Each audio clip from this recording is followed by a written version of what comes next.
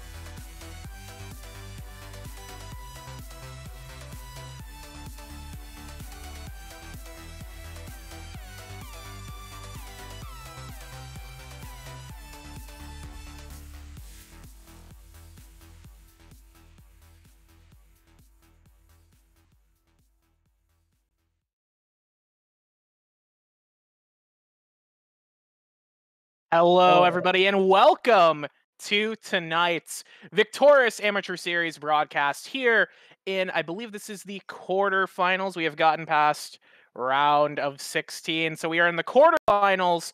I am your play-by-play caster tonight, Becky Rita, filling in for Infinite Dodge, who is out doing some business. And with me on the desk is the always fresh, never frozen Kevbo. Although you're actually cold right now, so I guess you yeah, are a little frozen. So, how are you just a little feeling bit. tonight, Kevbo? How is things Uh, going? I'm pretty good. At absolute banger tonight. We got the analyst desk from BTS is your squad for VAS tonight.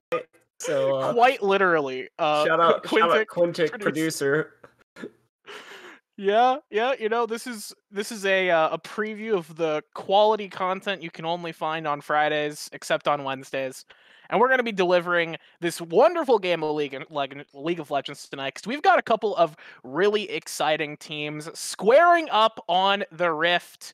That is right. We have the first seed from Group D to the Moon, Skull, running up against Bing Chillers Omega. Both of these teams had the same record, going 6-1 in groups, and both of these teams in the first round were able to take down their opponent without much trouble, going with To the Moon Skull going 2-0 over NSG Infinity, and Bing Chillers taking down War Legion 2-0 as well. So both of these teams coming off of very strong successes, and both of these teams looking to make a statement in this best of 5 series. Yeah, absolutely. Both these teams had a phenomenal round one. I expect that probably one of these teams will end up being uh well, obviously one of them is going to have to make it to semis, but I think that one of them is probably going to push it all the way through to finals. Other side of the bracket, we Okay. have Gecko Hawks and Phantasm, so they'll be playing the winner of that matchup. Which Gecko Hawks, surprising upset over Rising Tide Typhoon. Oh And no, Rising Tide died. yeah, I Rising can't. Tide, first seed out of Group C, ended up falling to Gecko Hawks, the fourth seed out of Group D in round one. So keeping in tradition of VAS, a fourth seed beats a first seed in the first round of the bracket. I But can't. I can't believe P Clay died for this. Unbelievable. Phantasm also won the Tenebris civil war that happened last week as well. So going to come on through. Those are going to be pretty fun matchups. The other side of the bracket, though, you got a couple absolute bangers as well. Oh yes, we have a couple of really good matchups. So on the top side of the bracket, we have TA Day Spa going up against Nameless Asylum. And Day Spa, they are currently undefeated.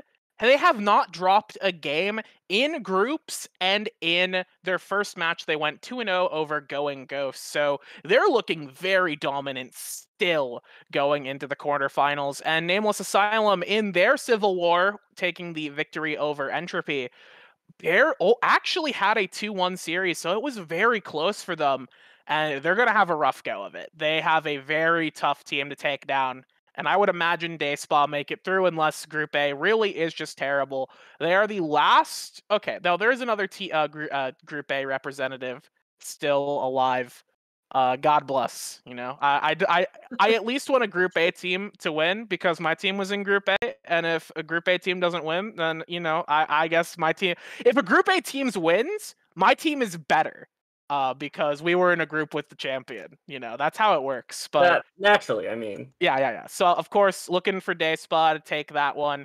And below them, we have CB Dragons versus Team Redemption. CB Dragons, full of a lot of winners from last split.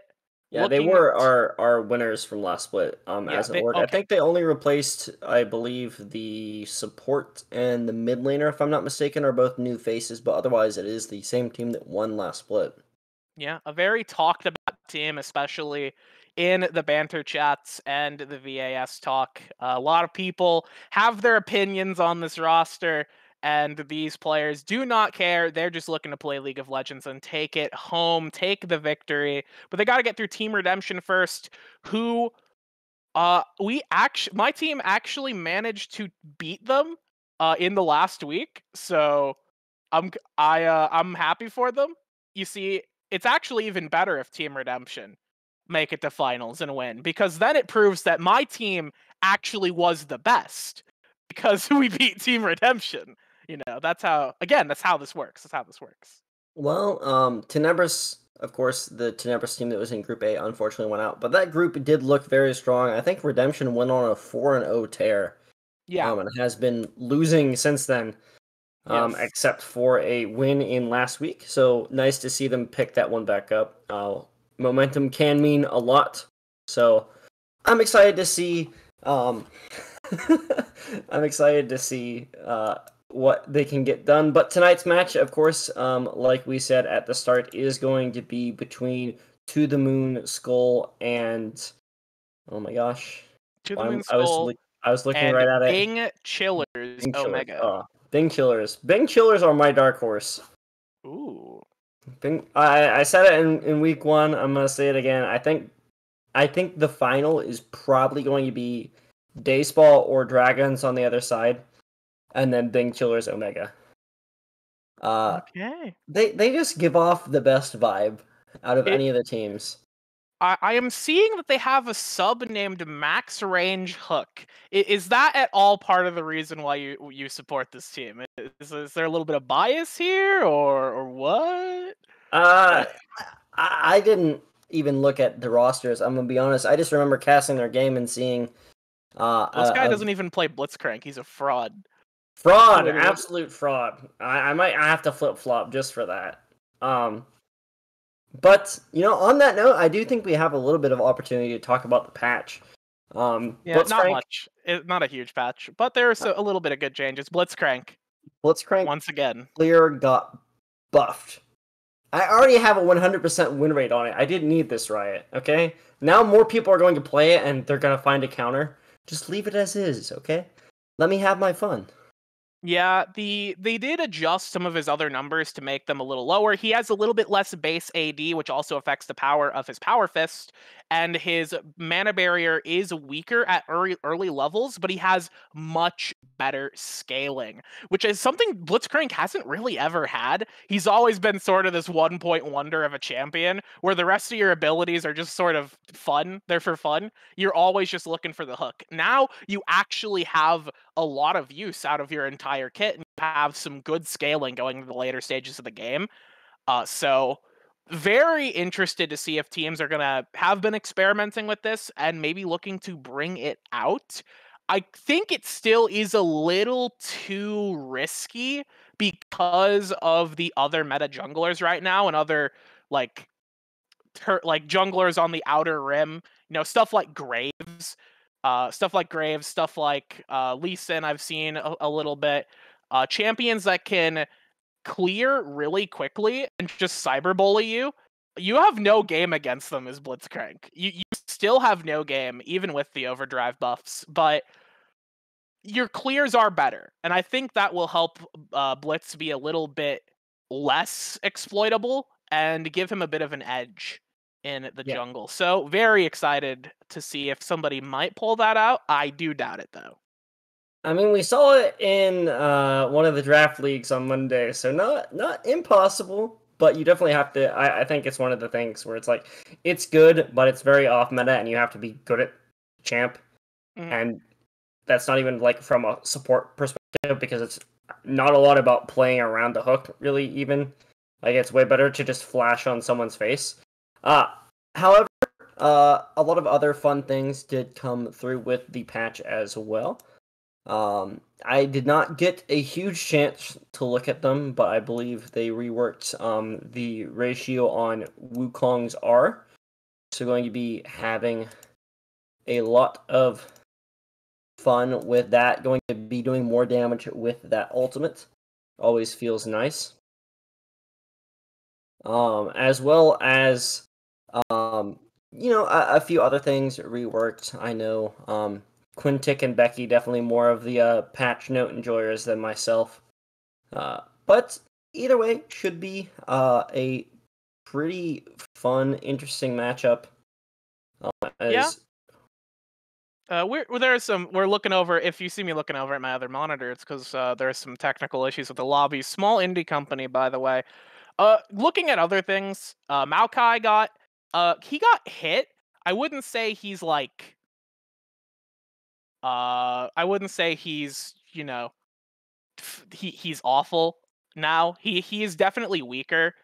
Nature's Grasp got a very sizable cooldown hit in the later stages of the game, which makes his engage tools less consistent, and that's not a bad thing. That's not a bad thing. He was a bit too strong in the later stages of the game, and his healing through sap magic.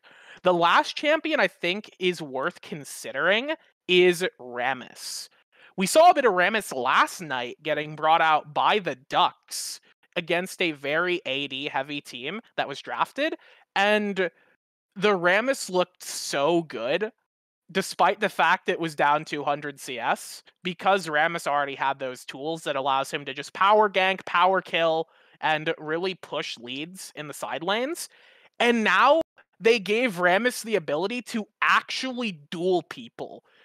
Because they removed for those who have not played Rammus, because you actually want to enjoy playing League of Legends, his defensive ball curl, which is his W, slowed him before. Now it does not slow. So he can keep up with you while going at Mach 10. You cannot do any damage to him, and he is punching you to death. And not only that, but because his attacks scale with his defenses, his attacks are stronger in defensive ball curl while he's punching you to death. So I literally just saw this in a normal game I played not too long ago, just to see some things on the patch, and good golly gee, it was not fun. It was not fun having Rammus being able to keep up with you in defensive ball curl.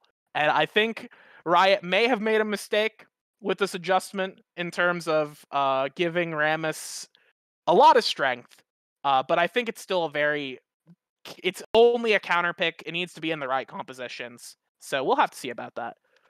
Very, very interested to see where that goes. We're still trying to fix this here, Kevbo. So I have now also been banished. I don't know yeah, why League of Legends players don't know how to line up in LCS order after playing this game for 10 years, but we still don't apparently. The unfortunate thing, are you here? You're not in the lobby. No. I left the lobby to try and remedy. Yeah, we're just gonna sort things out off screen. If we have to go to break, we have to go to break. I don't think it'll be an issue. We do have draft coming up soon. Players are they're itching to get started. So I'm gonna ask you, what do you think we can expect to see in this series based on the sort of compositions that Skull and Bing Chillers have drafted in the past?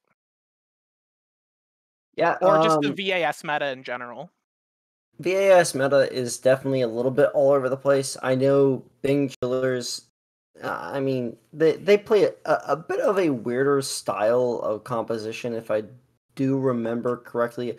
I didn't get to prep tonight at all, unfortunately, because I got home from work literally like 30 minutes before we came on. So I didn't get a chance to look at them, but I do remember seeing a lot of crazy stuff, especially Vulgai in the jungle is an absolute menace. I think pulled out something pretty spicy, I think maybe like a Rek'Sai, if I'm not mistaken. Okay, yeah, I mean Rek'Sai isn't even like she's definitely on sort of that outer ring of viability where she needs good matchups, but her good matchups are really favorable for her. So if you're able to play Rek'Sai and bust it out, that is going to be pretty gross. Absolutely. As we do look like we're just about ready to get into draft. I do want to ask Becky, you haven't, of course, as a member of Group A, you don't have as much investment in tonight's match, but if you did have to predict a winner, and by what margin, what would you say? Well, I'm looking at these teams and I see one team has 3 VAD players, the Supreme Super League Victoris Amateur Draft. and the other team has none VAD players. So I gotta go for To The Moon Skull. Gotta rep the boys in the draft league. It's probably, I'm gonna say 3-1 because somebody's gonna throw a game at some point, and I wouldn't be surprised if it happens. But I'm going for To The Moon Skull. I believe in the homies. I've played with Andy Gwen. I've played with Gale. I've played with. I've not played with Toasty, but Toasty is quite formidable. So I know that these three players are solid. I think Andy Gwen is subbing for someone because he's not on their roster. Yeah, he's subbing in for Ixie, but Andy Gwen is a super solid player. So very excited to see this team perform, and I think they'll perform admirably. Well, we will have to find out, but it looks like draft has started, so we will go ahead and get into that for you right now. We're in draft. I don't know why I made those noises. Anyways, we are in draft. We are literally here. Okay. Yep. Does lose one ban, I believe.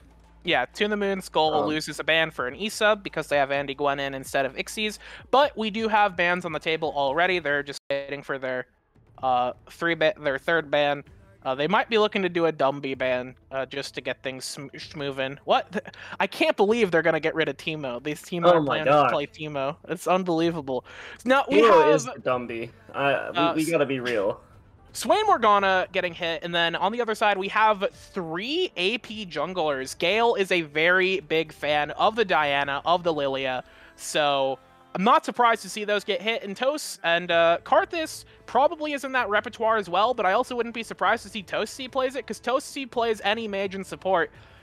And we have a B1 Yone for Andy Gwen. Almost certainly. That's Andy Gwen's signature champion. They're blinding it. They've got confidence. Yeah, of course, there are a lot of opportunities to pick something that will be good into...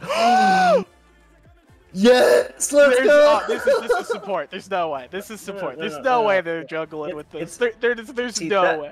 That's the best part about Blitzcrank. It's now a flex. It's now a flex! It's now a flex. Honestly, you could put it top lane too. I wouldn't say it's even that bad because you just click overdrive level 1 and auto attack them to death. It's like Olaf. It is quite interesting. So we're gonna see how they respond here. We have the Senna and the Ornn getting dropped in response. A very stable couple of champions. The Senna being very flexible, allows a lot of different bot lane pairings, and Ornn is potentially that. I think Skull has actually played this duo at some point in the regular season of Senna Ornn, so maybe they're doing that now. Yeah, we'll have to wait and see. Syndra going to come out a very strong pick right now. Excuse me, especially after the rework, so nice to see that one come on through. Ooh, man.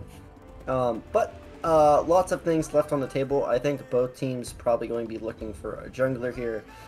If you are going to play the Blitzcrank jungle, gotta get rid of those early aggressive junglers like the Olaf. Let's see though if they decide to go for a 5th jungle ban here. Yeah, 5 ban OTE Gale. Little do you know, it's actually Ornn jungle, and you've been wasting your time and wasting all your bans. That would be funny. I don't think it'll happen. No, we do have the Sejuani getting taken down. That is technically a flex, but also it's just a top lane ban. I'm not too sure about the Sejuani ban. I guess it's understandable. Don't know what they're planning with it. And the final one... I'm trying to think of what they could be going for here. They might have to hit another flex, or they're just going to hit Jax. Yeah, I think Bing Killers, though, missed out on the opportunity for the best 1-2 in the entire game right now in the Blitzcrank and the Maokai. Yeah. Very flexible. Unfortunate. Very flexible. We are going to see the Blitzcrank support come through here. Unless we are absolute psychopaths and taking it into the top lane. But the Malcolm Graves going to come on through. I think that is a very, very strong jungler, considering how many junglers have been hit thus far. Yeah, Graves has been... Ooh, yeah, Mordekaiser getting picked up as the answer here. They still have no info on what is going top lane, and Mordekaiser is just a very good option. Although we actually don't know where Yone's going. Yone could be going mid. Mordekaiser could be going mid.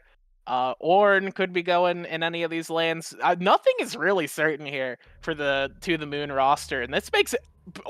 This is literally like 5 champions that could go in every lane.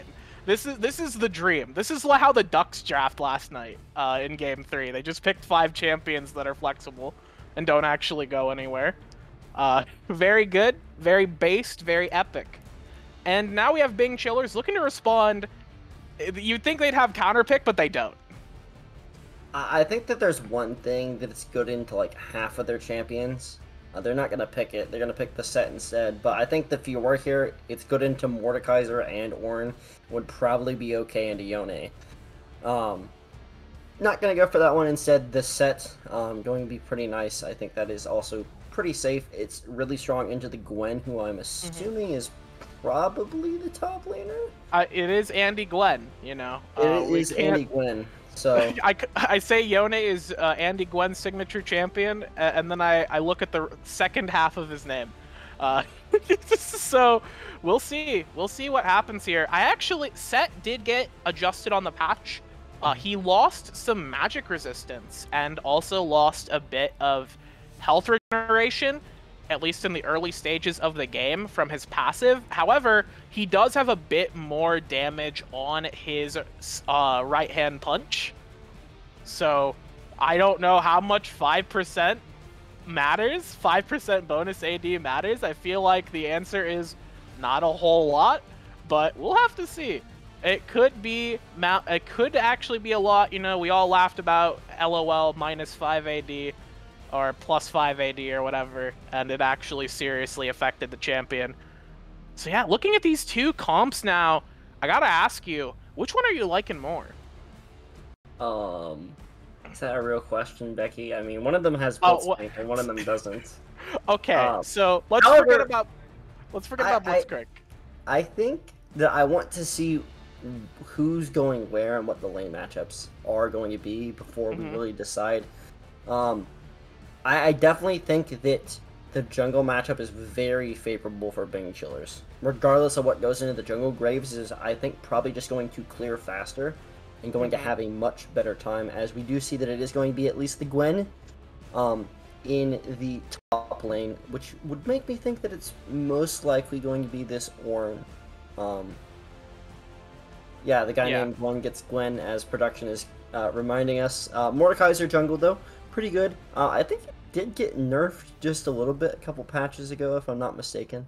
I know it's something that we saw for a little bit and then kind of disappeared, and then it's coming back into fruition. Syndra also really strong. So now that we have a bit of an idea of where these things are going, I think even more so I favor Bing Chiller's draft. Because I think Graves is going to have a much better time in the jungle. I think Syndra, even though it's into the Yone, might have a little bit of an issue against Bomo's Yone. It's still reworked Syndra that has been absolutely busted every single time I've seen it, unless I'm playing it because I'm bad at Syndra. That's fair. But even when you go down to the bot side, right? You have Ornn and Senna into Blitzcrank Kai'Sa. If either of those champions get hooked, they're going to have a bad time. Even Ornn, that's going to be super tanky, I think is still going to have a really rough time into the Blitzcrank, especially because of the rework that we were just talking about, right? You're now doing percent health on the W on top of your regular damage, which is going to be phenomenal. Percent max health. Percent max health. So it is punch and tanks. Yeah. Punching tanks feels real nice for Blitzcrank. And on top of that, like Senna, if you hit Senna at any point in the game with a hook shot, she's probably just gonna die. So I think that Bing Chillers drafted themselves pretty nicely here. I think there's a lot of very snowbally champs on the side of To The Moon. Like Gwen really can take over by herself if given a chance. Same with the Yone or the Mordekaiser. But I think overall, Bing Chillers just drafted things that were a little bit better in the meta right now. Yeah, I think Bing Chillers has drafted a comp that is very much aggression featuring Syndra.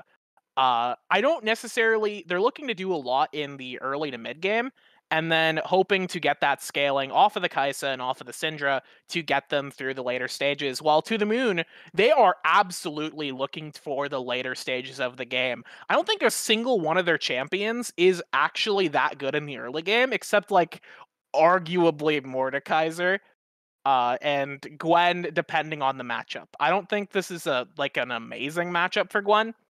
So I feel if To the Moon can keep the game slow and keep control of things, they do have a very, very strong team. Once you reach those items, once you get those breakpoints you're looking for on the Yone, on the Senna, on the Gwen, you are going to be able to rip Bing Chillers apart. But you gotta get there. And Graves, Inset, and Blitzcrank are going to accelerate this game. So we'll see if we'll have to see if To the Moon can slow it down. So, you think it's gonna be Bing Chillers? If I have to make a prediction, I'm gonna go with To the Moon. I think they've got the tools to keep the game slow and look to scale it out, but we'll have to see about that. We're gonna go to a quick break while we wait for the spectator to lay. When we come back, we will be on the Rift for Game 1 of this Best of 5 series between To the Moon Skull and Bing Chillers Omega. Stick around. We'll have the action after the break.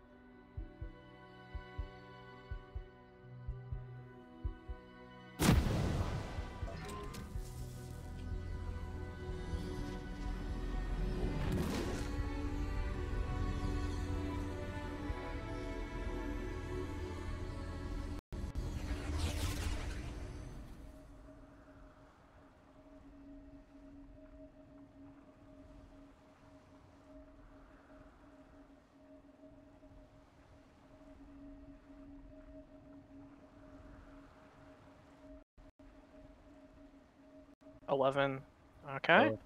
Before Welcome everybody onto the Rift for Game 1 of the series between to the Moon Skull and Bing Chillers Omega. We've got a Blitzcrank on the Rift, and the cheese has begun.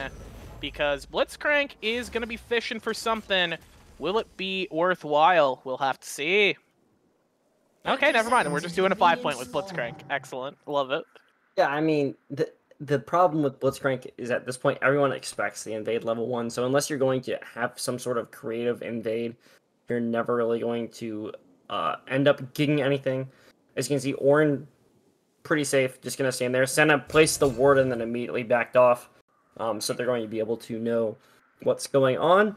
It looks like both bot lanes will be leashing as well. Runes and summoners, pretty straightforward. I don't know what to think about the fleet on the Senna. I'm not 100% if that is the go-to or not. Senna has, since they changed Glacial, her options have been really odd. At least for me, nothing feels super great. I think Fleet is the best in this situation because it gives her a bit of more mobility, and it also gives her a bit of sustain if Kai'Sa decides to play a bit aggressive.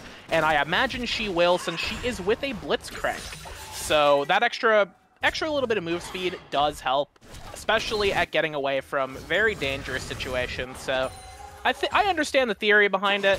On the other side of the Rift, yeah, nothing too dangerous. Pretty standard. These summoners as well, pretty standard. All right, yep, first hook. All right, we're 0-1. Very good. You know, you win some, you lose some. You know, that was just a zoning hook shot. You know, we'll take the next one. But for now, both sides going to just step forward. I'm a little interested to see how the laning phase does go on this bot side with the farming Ornn. Going to be a little bit weird. Already struggles to farm himself in a lot of the matchups that you find yourself in. Excuse me, on the top side as Kool-Aid Chugger. Oh yeah, a bit of a trade coming out there from Kool-Aid Chugger, just dropping the Super Saiyan punch. Oh, we do have a hook coming down. Toasty's gonna get hooked back, taking a little bit of damage here, but Adashan's gonna get slowed down by the pillar. The auto attacks are gonna come out, but the Rift doesn't come through. Senna missing a soul opportunity. That trade actually does end up eventually going in favor of Adashan and Blitzcrank due to the minions. Feels pretty nice for sure. I do want to point out that I believe that we have an invade. Invade top side. Okay, yep, just taking the blue. Kool-Aid Chugger cyberbullying here, getting pressure on top side, walking in. Now it's just gonna look again. We're gonna see if he can get something done. Gale does smite the Gromp, get the health back. Now Kool-Aid Chugger actually is gonna take some damage here, but does have the Super Saiyan punch coming up, waiting to charge it up, waiting to get the damage down. Here it goes, true damage. Now Andy Gwen's in a bit of danger, trying to get out of here right now. The red buff's coming down. Hyvar's throwing out some auto attacks. The Ignite's gonna go in. Q is gonna dip down, but Gwen dodges out. And now we have Voodoo Guy looking to just shoot down Bomo here, getting in melee range, trying to get as many bullets into this Yone's back as possible, dropping as many autos, as many dashes, but not nearly enough. No summoners blown, but in that invade, the Mordekaiser gets set quite far behind as Set is the winner. I believe when Gwen came out, so the Set was actually, I believe, most people's original answer into the Gwen, so going to be pretty good. Bomo! Oh yeah, this is death right here, almost certainly. Flash is up, but Graves has it as well. Malcolm's got you in his sights, and you are gone. Bomo taken out. Yeah, it looks like Gale might also be in a bad way here. Clippin' Scrubs is going to have the first rotation. Yeah, Clippin' Scrubs gonna be looking to get the hook here. Throwing the knockup, guarantee that. Getting melee range, you cannot miss. The fight's gonna keep going in the top side, actually, as Andy Gwen's looking to duel into Howling Mist. The punch comes down, but the damage lands anyways, not nearly fast enough. The Ghost of Hope was merely a ghost of death, as Kool-Aid Chugger picks up another kill and has complete dominance in the top lane. Yeah, and that's why this matchup is good, because Set, as well as Gwen, wants to be close to each other. and the ability to turn back with the face breaker is just phenomenal, because you can set up pretty freely a face breaker into the it is the Haymaker. That's the name of the ability. Yes. Super Saiyan Punch. Yeah, you can set up the stun into the big punch, and it's very easy to trade. Even when Gwen is immune, she's not immune in her mist, so a lot easier to take her out. And of course, the trade back and the giant shield that you get certainly helps. As Toasty going for some aggressive CS here, does have to be a little bit careful. Yeah, the Ornn is very fragile right now. Has not gotten a recall, is missing items. Actually, my scoreboard might be busted. Nope, never mind. Ornn just has not built anything yet. You have your passive for a reason, friend. How much gold are you sitting on? You have bombies, dude. Why are you not buying? Your champion has a passive. Hello? And okay. Andy Gwen. Oh no, Andy Gwen's gonna be in a bit of danger. The slam dunk right into Malcolm's waiting arms. But Andy Gwen's gonna be immune, gonna skip, hop, and jump out of here. One more auto attack, but the turret is gonna be defensive. And now Gale, they've had a good opportunity here, except there is not an E landing, leaving the misty grasp of Mordekaiser. Malcolm Graves walks away with his life, but so does Andy Gwen. Yeah, going to not mean too much other than the showstopper spent by the set there. So a little bit unfortunate that one's going to be down and they weren't able to pick up the kill, but was able to go ahead and get a recall out from Andy Gwen, so it should be a pretty free back from the set here. Up 20 CS and 2 levels at the moment. It's going to feel really nice. It looks like going to get a Bork on this back as well, and we'll have even more power once he gets back into lane. Yeah, I was hyping up Andy Gwen a little bit, but we're seeing sort of the downside of this player here. Occasionally has some incredible pop-offs, but also has these kind of slower games where they struggle a bit. They step up too far. They get killed by the jungler. We have a trade in the mid lane. It's just going to be a bit of damage coming out. The dragon will get started by Graves over here. It is just going to be the Ocean Drake. There's no vision on it, although the blue side is pinging it. They're aware that something's happening, but they can't really step up. All these lanes are so under control, and Mordekaiser just quite frankly doesn't have a way in. Yeah, the wave control for Flipping Scrubs and Adachon is going to be pretty much permanent. While Ornn can clear waves very quickly on his own, and kind of trade back, it's really hard to even step up with the power of the hook shot going to be there. And you see, like, even him just stepping up is going to prevent the Ornn from getting as much CS as they would like. Mid lane, though. Okay. Ooh, these trades are getting really, really risky for Hyvar here. As Bomo, every time Bomo goes in, it could be end of the game. But the Yone does not have Ignite and actually doesn't have any damage yet, just sitting on the boots too. So these trades, while they are pretty dangerous for the Syndra, taking a bit of damage, but there is not really lethal unless Mordekaiser shows up, or I don't know, I guess Senna ulti, or Ornn wanders mid lane. Who can say? Yeah, there's a Kool-Aid Sugar yet again going to be annoying here.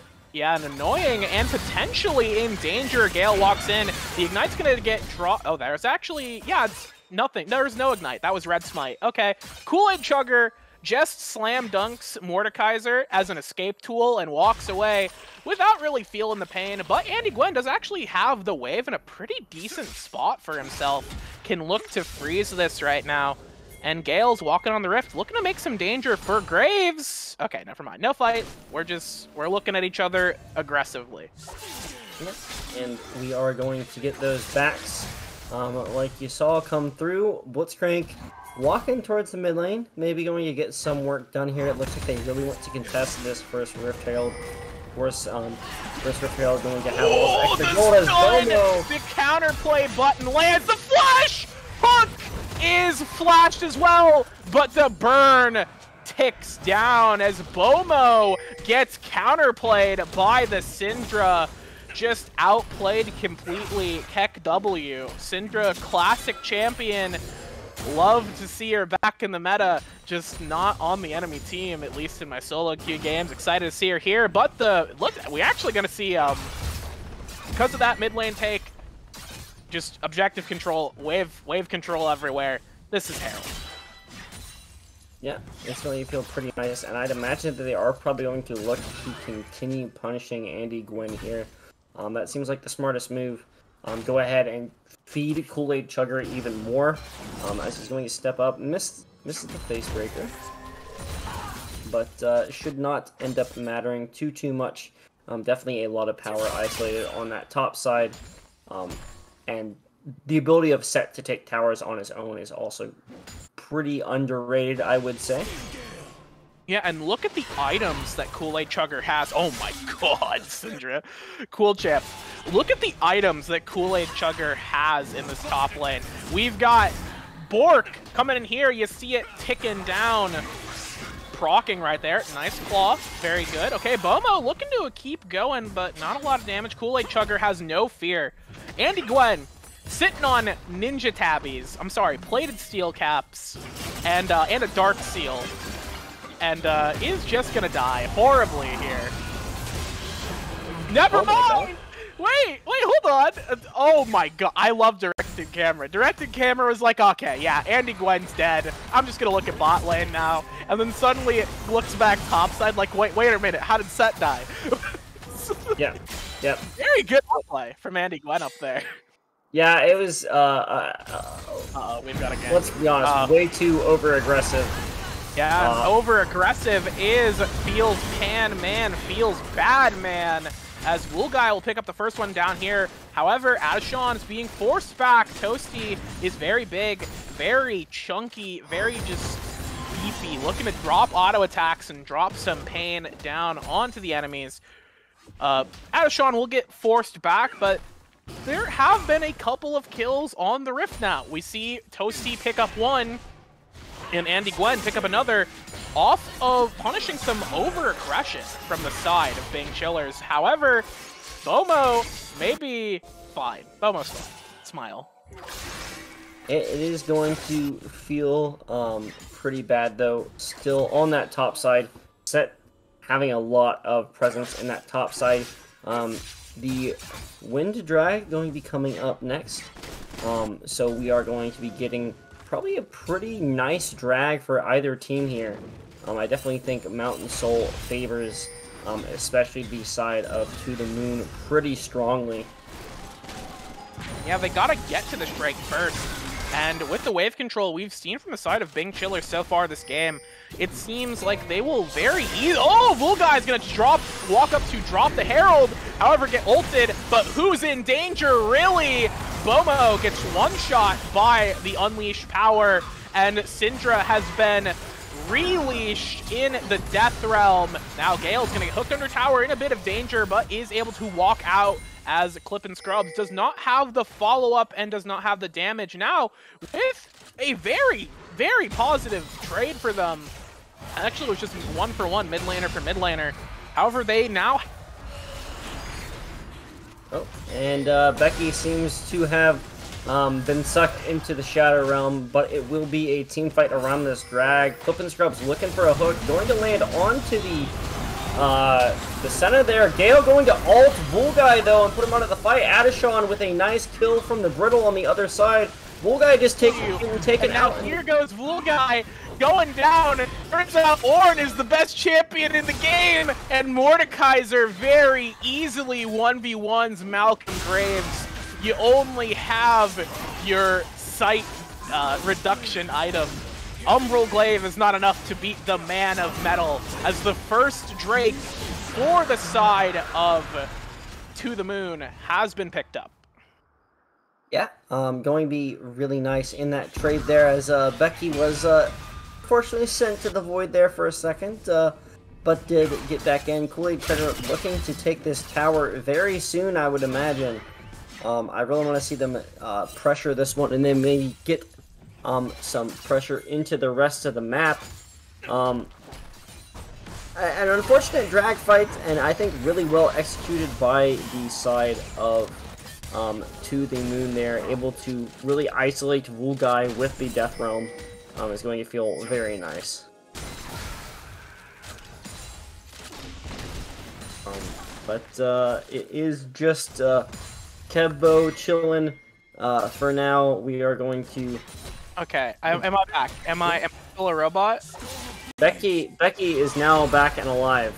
Okay, yeah, unfortunately... Just in time. Rest in peace, Yone. Very, very good. I love Syndra. Yone is 0-4. We're getting close to the 10 death power spike here that the Win brothers have. Very good. I have lost my spectate client. Okay, never mind. I think I'm back. I have to now resync myself with the stream. Okay, we have an ulti coming in from the set, trying to fight Andy Gwent here right now, as here comes the punch from the Haymaker now, with the Mordekaiser trying to land some auto attacks, trying to duck out back here. Set walking away, the claw goes wide, but the hammer is brought down, clubbing the poor Set to death. But Malcolm Graves looking to turn this one back around. Gale getting pinched by the Syndra, and Malcolm Graves is going to get Red Smite. The shield goes down and will be enough to keep Mordekaiser alive, I think. I am looking at 240p stream right now because my spectate got desynced when I disconnected. It was not able to get the Mordekaiser down there. Okay, I didn't see him die. Keeps him alive. The shield feeling pretty nice. Collateral damage does not end up finishing that one off. But it is still... Can you tell me what the timer says? Okay, never mind. We have a gank coming in here. Toasty could be in a bit of danger, getting slowed down by the red buff. Kaisa looking to turn this back around here, but instead we have Senna turning it back around. Here comes the Orn Horn on to Graves. The cavalry has arrived as Bono is here. No, that's not you two. It's Bomo. In the realm, in the rift, the death realm. Mordekaiser trying to stay alive, but when he comes out, Blitzcrank has an electric shock for the system, taking out his shield and taking him down, as they now are positioning around this second Herald.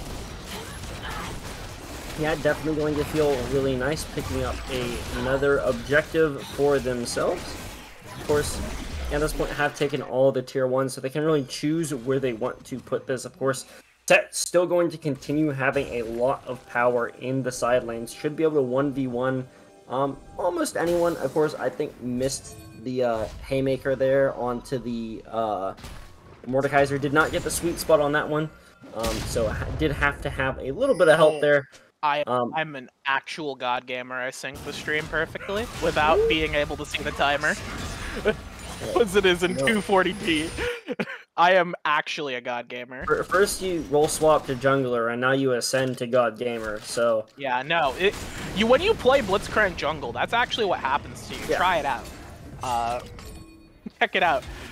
But now that we are on the rift here, looking around this next Drake, it is coming up very soon. We'll be up in just under 50 seconds here. So both these teams, we're starting to see these items come in on every champion here. Actually, Blitz does not have the Mythic yet, but that is okay. Blitzcrank is a hook and not much else. It's okay. It's what we like. But here comes a potential engage. Looking to get a flank here. Stun does not land. All that lands is the heat-seeking missile, the Void Seeker from the Kaisa. Herald will get dropped. They may be looking to crack mid lane here as they go to look towards this next Drake. Okay, never mind. A stun's going to go down. Gale's going to get pulled back in. It's just going to be a free kill for the Set as he whips that iron spike chain into the back of the Metal Man, taking him back to base. And Herald gets another crash, and this first Infernal will almost certainly be going over to the side of Bing Chillers. Yeah, definitely well played. A little late on the TP there from Set. I don't really think that one was very worth it, as Call of the Forge God going to come out. Hit the minions.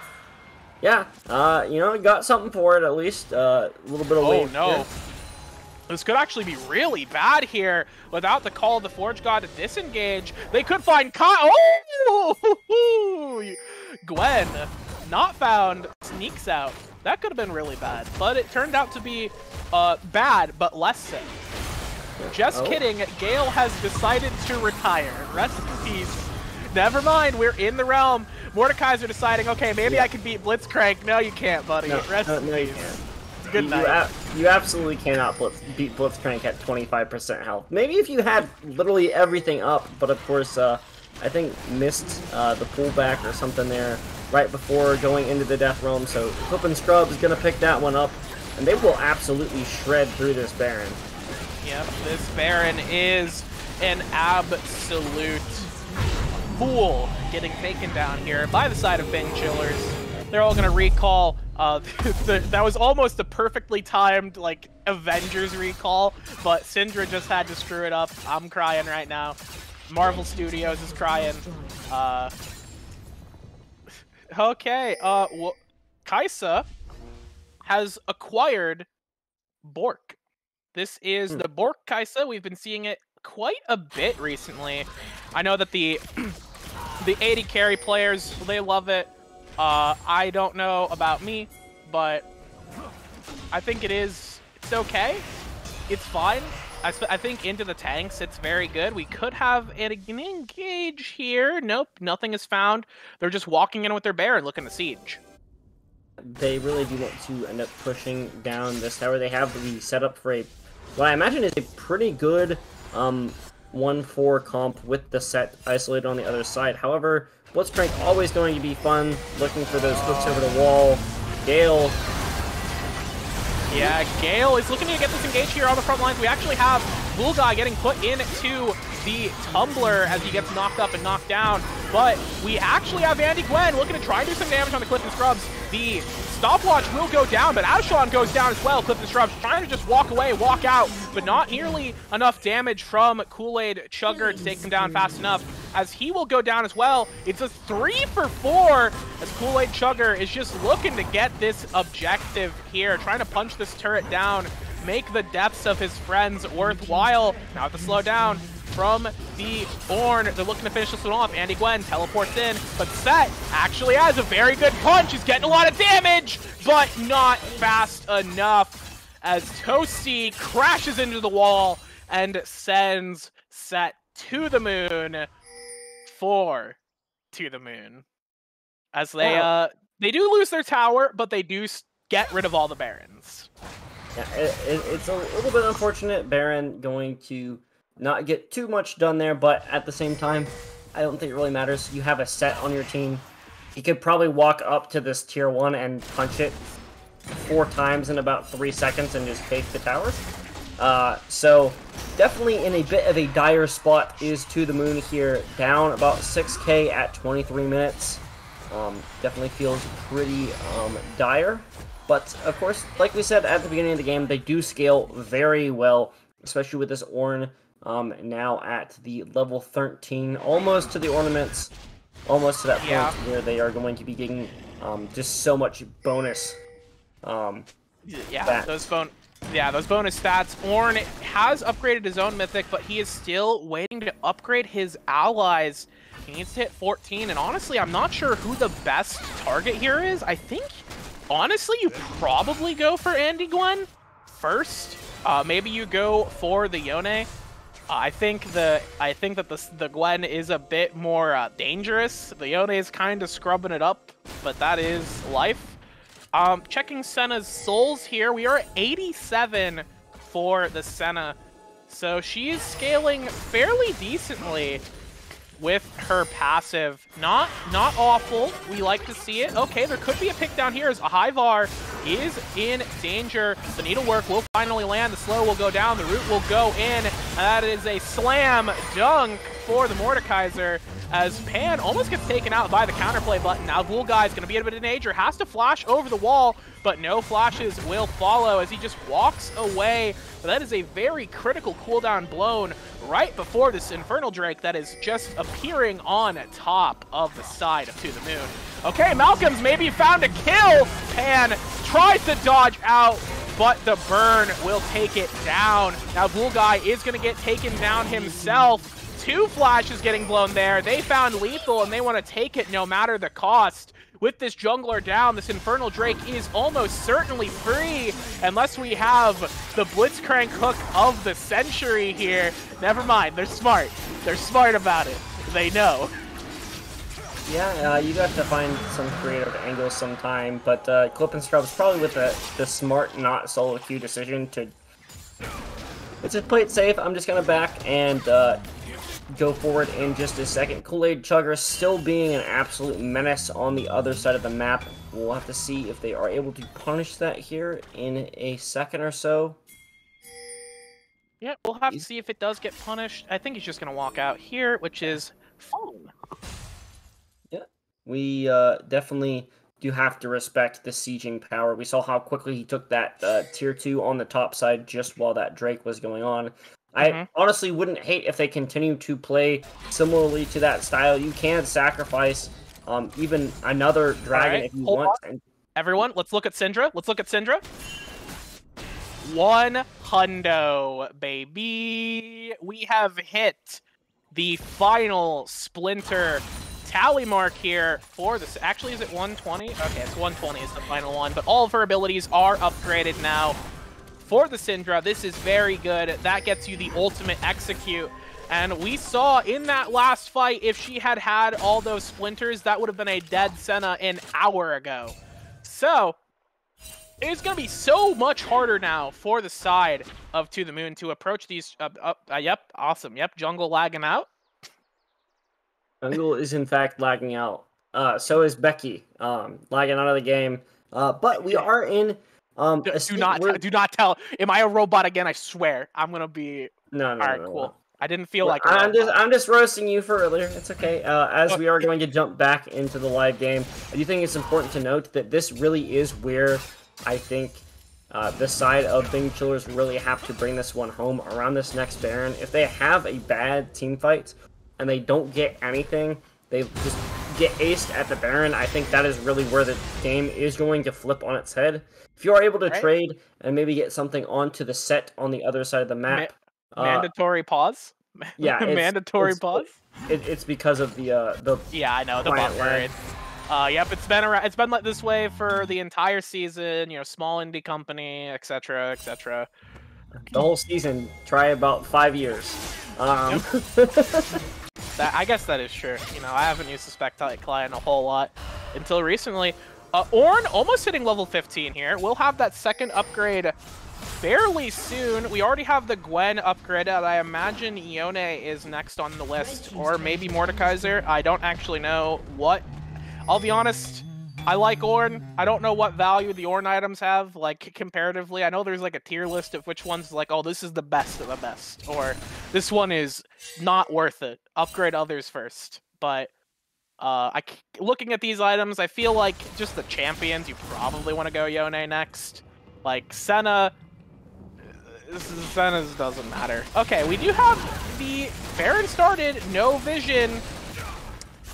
As now, Mordekaiser walks into no man's land, but gets out using the Death Realm to avoid danger. Bomo goes in with the ulti, does hit Kool-Aid Chugger on the back line. We have Andy Gwen shredding with the needlework! Those pointy little friends will poke down your backline, as with no front line to keep the squishies alive, Andy Gwen shreds them apart, and now Kool-Aid Chugger, who was chugging this entire game, looking to just clap this Gwen, is getting clapped themselves as Feels Pan Man walks in, and Feels Pan Man is feeling good as the To The Moon roster picks up their Baron and turns this game back on its head. Yeah, they have hit their scaling mark, and Gwen, with the upgraded Ornn item, going to absolutely delete the back half. The carry is going to go down, and Set could not do enough by himself. On the other side of the map, Really, their biggest win condition, I think, at this point is to just try and split push with the set. Otherwise, unless you get a nice pick with a hook, it's going to be almost impossible to team fight.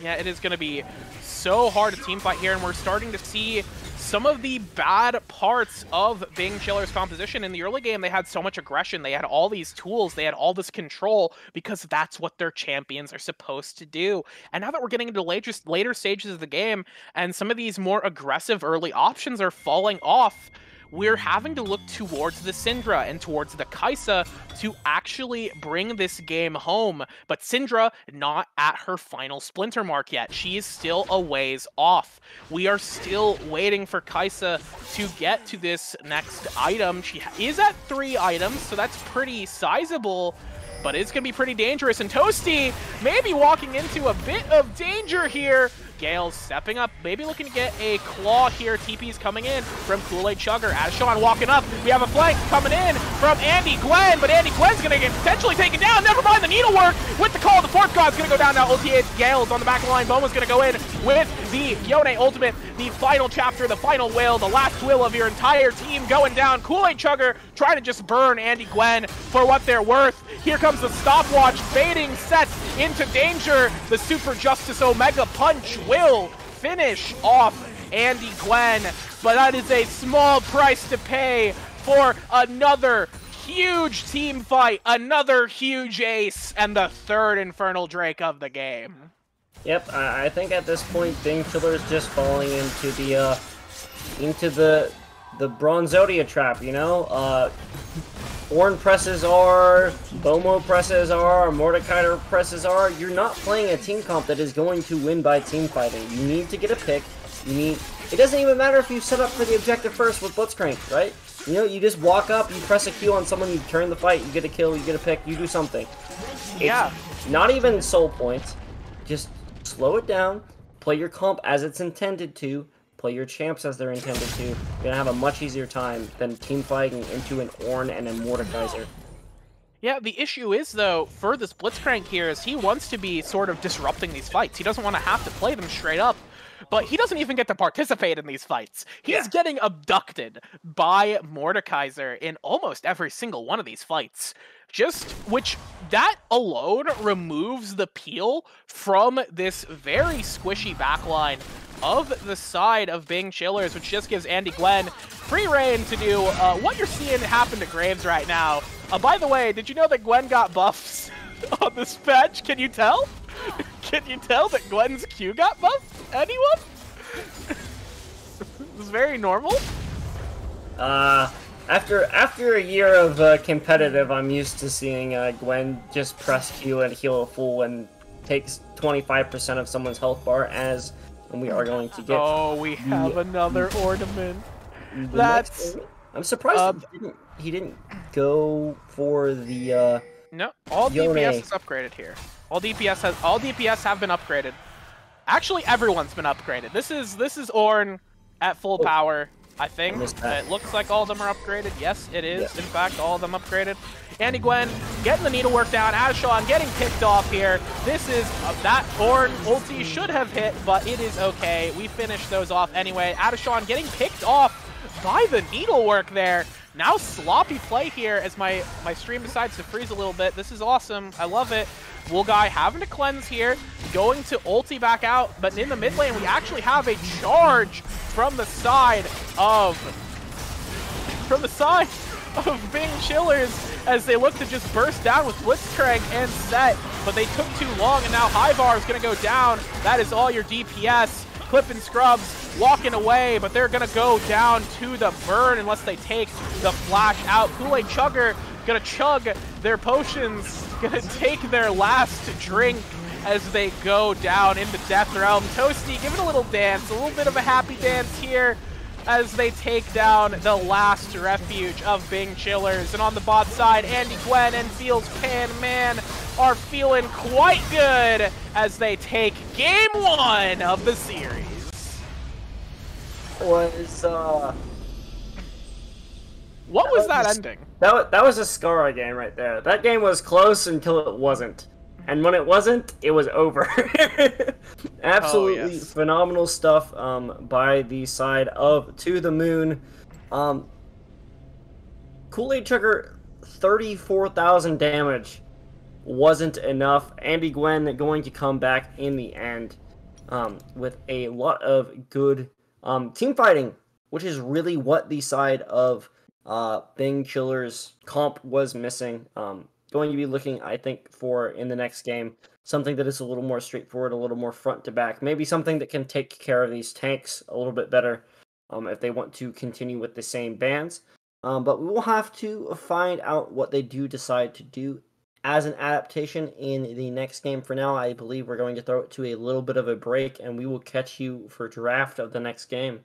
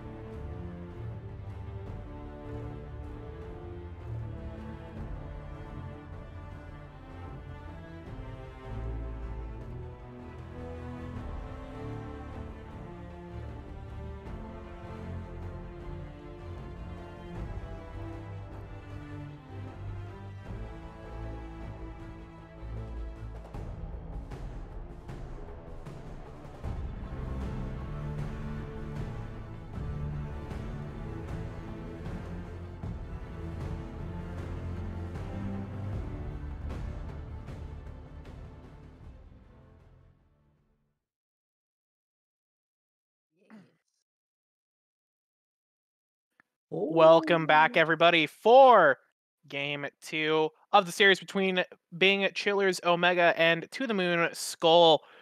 To The Moon are up one game after a very dominant performance from Andy Gwen, turning back what was a very crushing deficit into a very, very dominant victory for the side of To The Moon. But Bing Chillers still have plenty of games left to play. There's plenty of ways to turn this back around. To The Moon do still lose the one ban as a result of using Andy Gwen as their E-sub in for Ixies. So in this next pick ban, what do you want to see Bing Chillers do to sort of adapt to what To The Moon have brought to the table? I think that they really need to draft a more traditional comp. Obviously, they banned a lot of junglers in the last game, so maybe coming up with a counter pick or something you want to play into something that To The Moon is going to play in the jungle instead of just, chilling. Also, good choice. Ban the Gwen against the guy whose name is Gwen. That's the classic. Like, just get rid of it, right? So I think good adaptation. I'd still like to see them pick a much easier to execute style of composition. I hate to say it, but it's every time we see it in the VAS. If you're gonna pick Blitzcrank, know how to play Blitzcrank. Every Blitzcrank that we see in the VAS is either way too aggressive or way too passive. This one ended up being way too passive, didn't get too much done. But it will be a Seraphine first pick, which I think is a good flex with everything going on. Yeah, Seraphine is just, probably the best. Maokai is actually still on the table, but was hit at... Oh, there he is, by the way. Hello, Mr. Tree. Maokai was still on the table as a B1 option, but I think Seraphine is better right now, at least, since Maokai did get hit in the last patch, and we don't necessarily know how much that healing affects his... It definitely affects his sustain in support and in top lane. I think in jungle it doesn't make a huge difference, but yep, Croc. Yep, it's Croc. Yep, Croc. Yep, Croc. Yep. As I'm assuming we're seeing what is most likely the solo lanes from Bing Chillers Omega coming through. Seraphine, of course, can get flex. That is why it is going to be picked this early in the draft. But Croc, really weird early blind. There's lots of things that are good into it, I think. So kind of don't love the early one. As it is going to be a Xayah, which means that the Seraphine will probably be mid lane, a little bit of an interesting comp. And To The Moon, yet again, drafting just such good front-to-back, straightforward team fighting comps. The things that work in VAS over and over and over again. Yeah, in these lower levels of play, and even in higher levels of play, the more consistent you can make the game, the better. The more stable it is, the more reliable it is, because you're not going to have the hands to keep everything 100% good. If you're not going to be able to play 100% perfectly if you play a very aggressive composition. So just picking a very balanced comp, very, sort of mid-rangey, looking to do well in the mid to late game. These sorts of compositions just are better in lower levels of play. And To The Moon have drafted, although the Yone is definitely a... there's Lilia. There is Lilia when that indicates... Actually, that doesn't indicate anything, technically. I think that means that we're probably seeing a Maokai top or support. I don't think Lilia is going to top lane. And we've defaulted. Wukong? We've defaulted back to Wukong, I think is what has happened here. This is literally Return to Monkey. Yeah, absolutely, returning to the monkey. I mean, the ult got buffed. It has more AD, but other than that, I still think that Wukong, in a bit of a weird spot, always has that gank potential. As the Lissandra actually going to be the one that comes through, and yet again, Bing Chillers drafting a, I think, pretty aggressive team comp. What? Why? Yeah. They've drafted a very aggressive team composition, but I don't understand why. And Like, oh wow, what a surprise, everyone. It's Ornn. What? Why? What? They're Big Chillers are having to play such an aggressive game, and even then their tools don't really fit well together. Why is Seraphine here? For moral support? What is she doing on this team composition? Seraphine wants to go sing at a different concert right now. She wants out of this team comp so badly. Meanwhile, To The Moon have just once again put together a team composition similar to last game. Good front line, good engage tools, good team fighting. That is all you need. You do not need this banana slamma monkey garbage that we're seeing from Bing Chillers. You just need to be reliable. yeah, I'm not sure what to think. It doesn't really feel like Bing Chillers adapted anything other than their picks and still drafted a pretty much identical team comp into a frontline comp yet again. You saw the Yone first pick. You know it's something that they're obviously very comfortable on. Bomo is going to play the Yone again, but pick something better into it. Lissandra is gonna go even, maybe, into the Yone, unless Yone gets ahead and then it's like, oh, I guess we do nothing now. Yeah, I don't know. Maybe they know something that we don't. I think this is another case of they're going to look to get as aggressive as possible. They want to play aggro early on. They want to make use of the very strong early tools that Wukong and Renekton have in particular to kill somebody. The issue is that it is very hard to kill this To The Moon roster, even in the early stages, because Lily is fast. You're never killing Ornn. Yone is very slippery.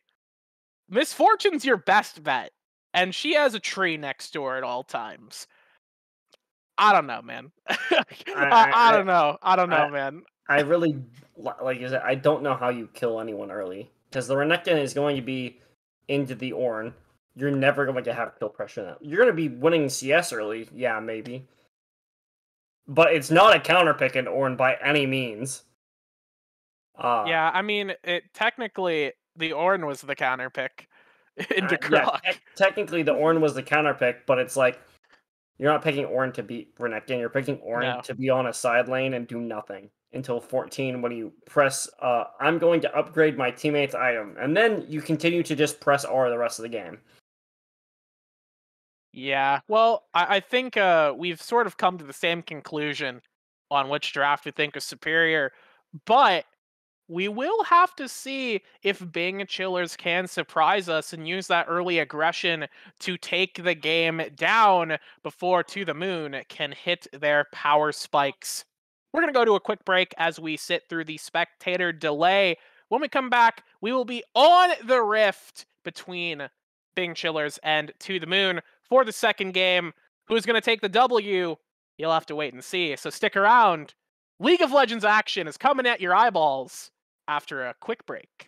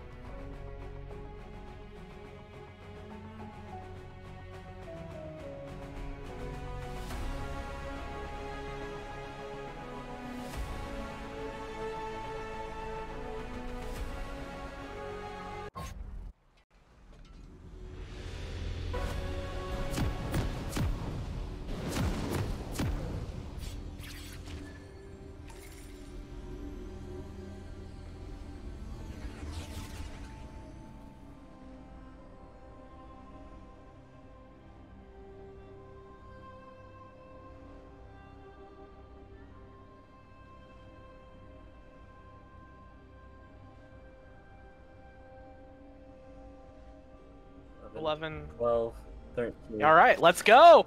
Let's go, let's go, let's go, everyone. On to the Rift for Game 2 of the series between Bing Chillers and To The Moon. I don't know why I was Rise at the start of that one. We're never going to see that champion again. Rest in peace. I do think it did get buffed. I played a game recently. It actually didn't feel bad. I think it's going to be a counter pick. It's going to be like a very specific counter pick. But I mean, how many times have we tried to rework this champion and it's either giga busted or absolutely terrible? Plenty of times is the answer.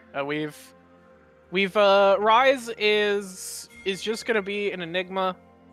Will he be good? Will he be bad? I think, is the answer here. But right now we just have a little bit of a slow start. Another 5-point here.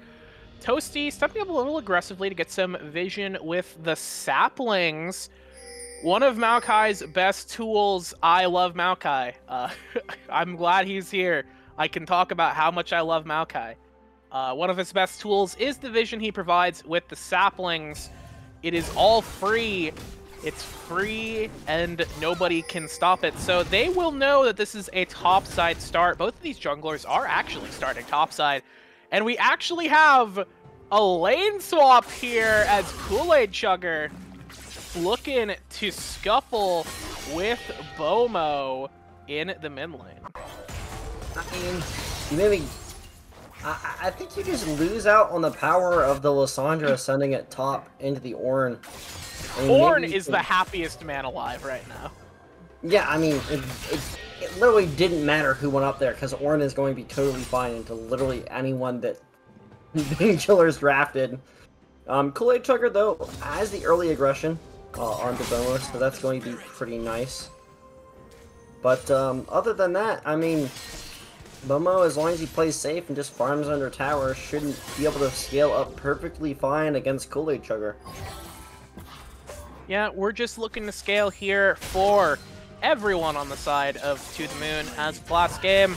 Checking out some runes here. We have the Press the Attack on the Misfortune this game, and we have the Electrocute Lissandra. You see a few different Lissandra options come out. The Electrocute is very good for aggressive laning. And since we are seeing this into the Ornn, it's actually going to be pretty decent because she will be able to proc that super reliably and keep Andy Gwen chunked out very consistently, at least theoretically. Yeah, I think, though, I might have even preferred to see something like First Strike going to come through. Does get that deep warding. Okay, never mind. Okay. Wait. Actually, oh no, Vulgai's in a bit of danger here. He's going to have to blow the smite here. Gale will pop it as well. Flash going to get blown here to watch out of the Eve. Bomo now in a bit of danger. Flash from Kool-Aid Chugger. Double dice. Slice and dice. Cut them down. Tearing them apart. But now the fight's going to continue. Adashan's going to be throwing out some feathers as Feels Pan Man walks away, has the double buffs picked up from Vulgai. Toasty going to get slowed out by the Seraphine, but walks away. The Maokai slow will return some fire, but that is a very, very, very aggro fight around the bot scuttle, going in favor of, who would have guessed, the aggro team. Surprised to see that go their way. Renekton spent literally everything to get there as well, though, so I think might have had a good chance of winning out had it gone the other direction. And Hyvar, you know, you're playing this Lissandra.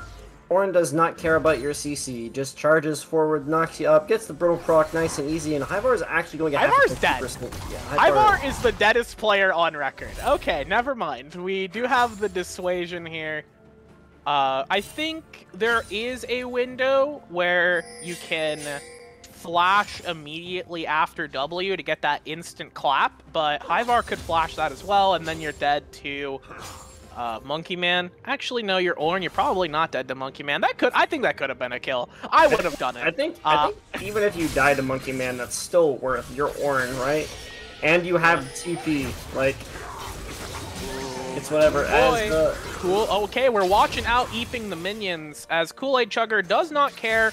just throwing out some auto attacks, doing a bit of damage to the minions. With these double buffs, Kool-Aid Chugger is feeling very good right now, and Bomo looking in a similar spot to how we saw them last game, just in a disadvantageous position.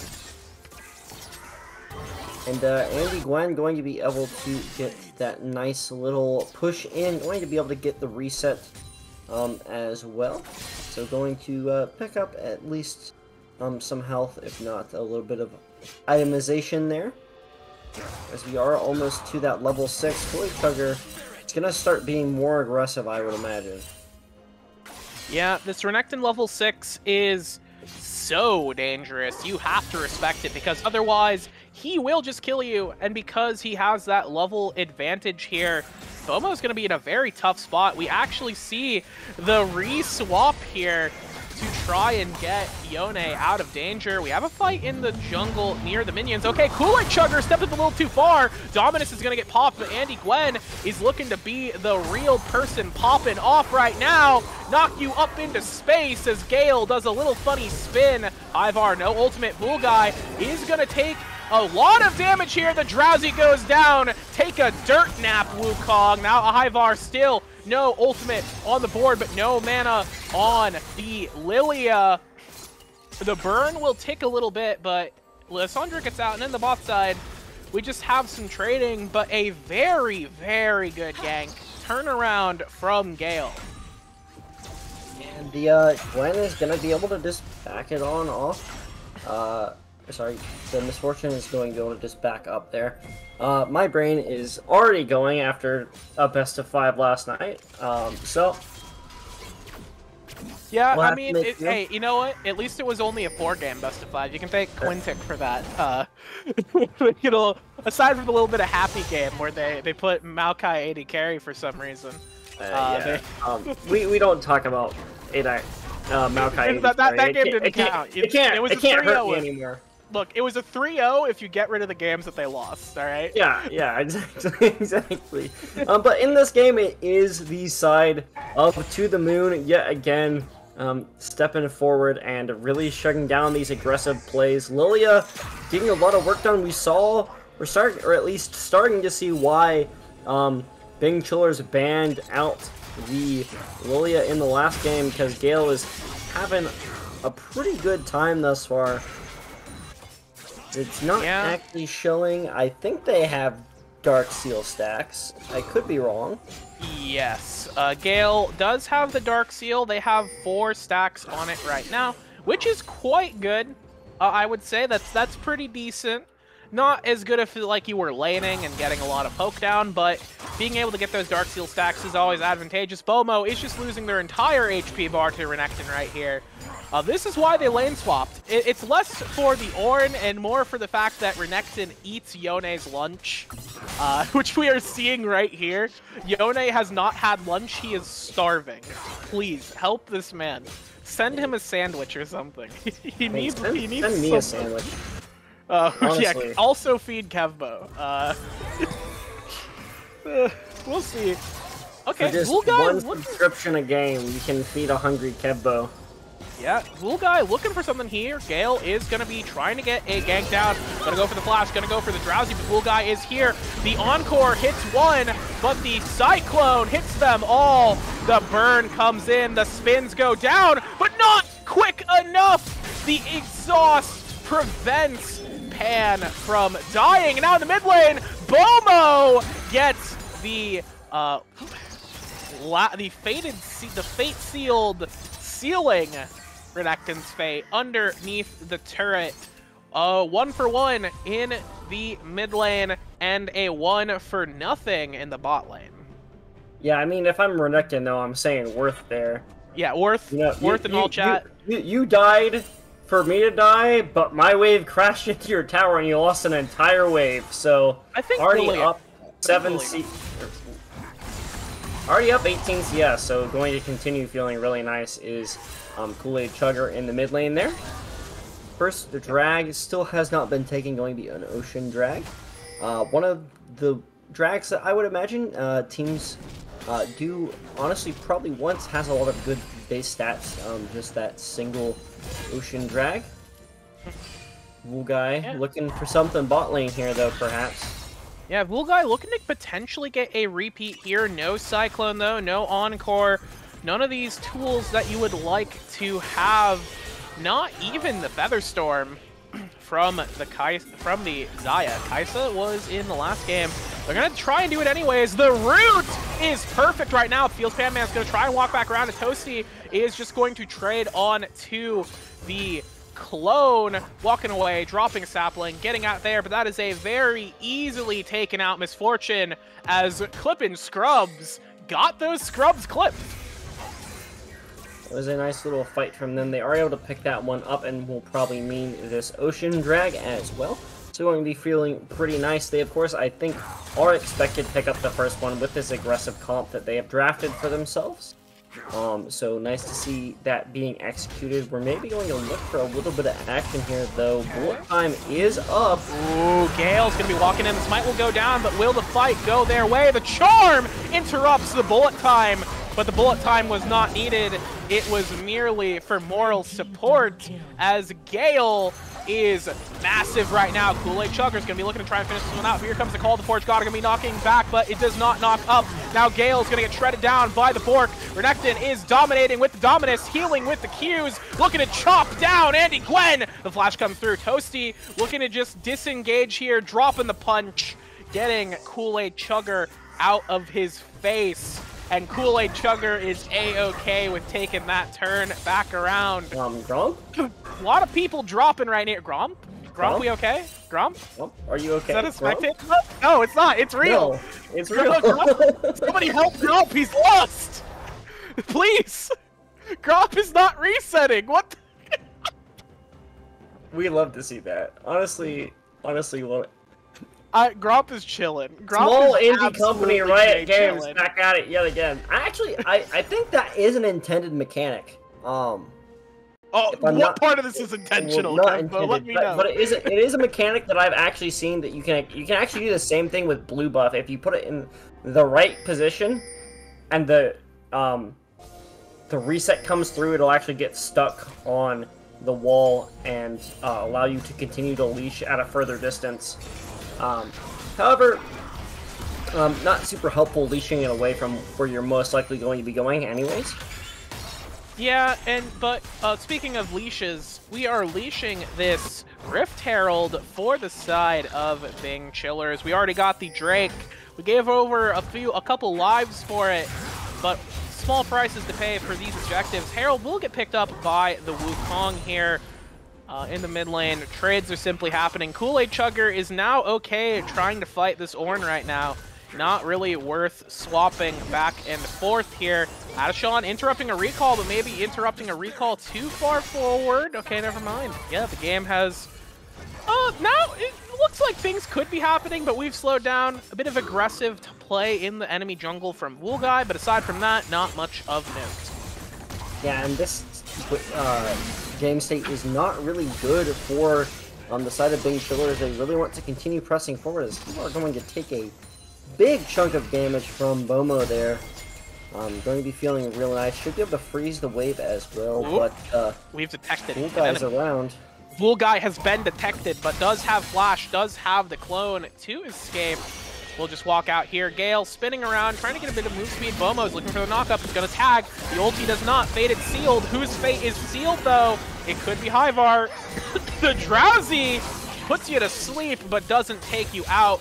The burn ticks, but the Woman of Ice stays alive and never melting. In the mid lane, the health bar of Andy Gwen is melting down. The Dominus is huge, and the Q goes in, spinning and chopping him down. Blacksmith has been taken out in the mid lane. Good job, Croc. Yeah, that's a little bit of a misplay there by Andy Gwen deciding to go back in towards Kool-Aid Chugger even after seeing that he was falling under tower. It probably would have been a little bit better to try and play off the terrain there instead of trying to turn. But, you know, the attempt was there, and we will applaud the attempt at the very least. Game state, though, still going in the way of Bing Killers, but I cannot express how important it is that they continue snowballing as Kool-Aid Chugger really in a good spot. I'm worried about the rest of the team. Yep, Croc. Yep, Croc. Yep, Croc. This is the Croc you expect. This is the Croc you don't want your girlfriend to know about, right? This is the Renekton that is absolutely ideal in every situation. He's got a lead, and he is able to take everyone down. However, as we know, Croc eventually falls off. He does remain a threat to the backline, but not so to the frontliners, and is just going to be taking that sort of supportive role if the game goes on too long. But as we've talked about, if the game goes on too long, Bing Chillers is already losing. So they are going to be looking to pressure with this Croc, who is very far ahead, and keep control of the game. On the top side, we do see Bomo looking to take out a turret. Herald is dropped. It's a little finchy, but not too bad. It is actually going to be a good enough Herald to dissuade the side of To The Moon from stopping the dragon as it goes over. Okay, never mind. We're good. We're good. Turret. Oh, wow. Oh, wow. Bomo just killed top turret just for free. I do have to say that buffer timing was really good there by Adashan. And Kool-Aid Chugger has no need to be afraid because the... Yeah, Kool-Aid Chugger fears no one. Will flash in, get the stun, take out Gale on the bot side. The Encore goes down, but Feels Panman is the AD carry still alive. Adashan trying to come back alive, hitting the W key faster, but is still dead. Cliff and Scrubs walking away there. Does have to burn both sums. Toasty burns both sums as well. Adashan burnt Flash. Feels Panman feeling good at all sums alive. Little guy looking to hit the minions now as not able to get close enough for the Cyclone's not even up. I guess the Q.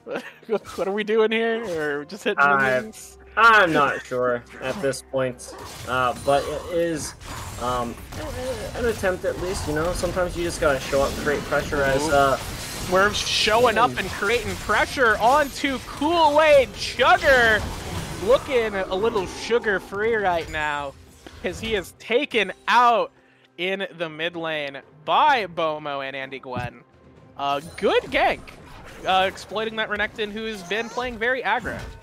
Yeah, I mean, that is the solution to the aggression, is just bring more members and just make the Croc's life miserable. We are going to get a TP into the mid lane by Ibar here.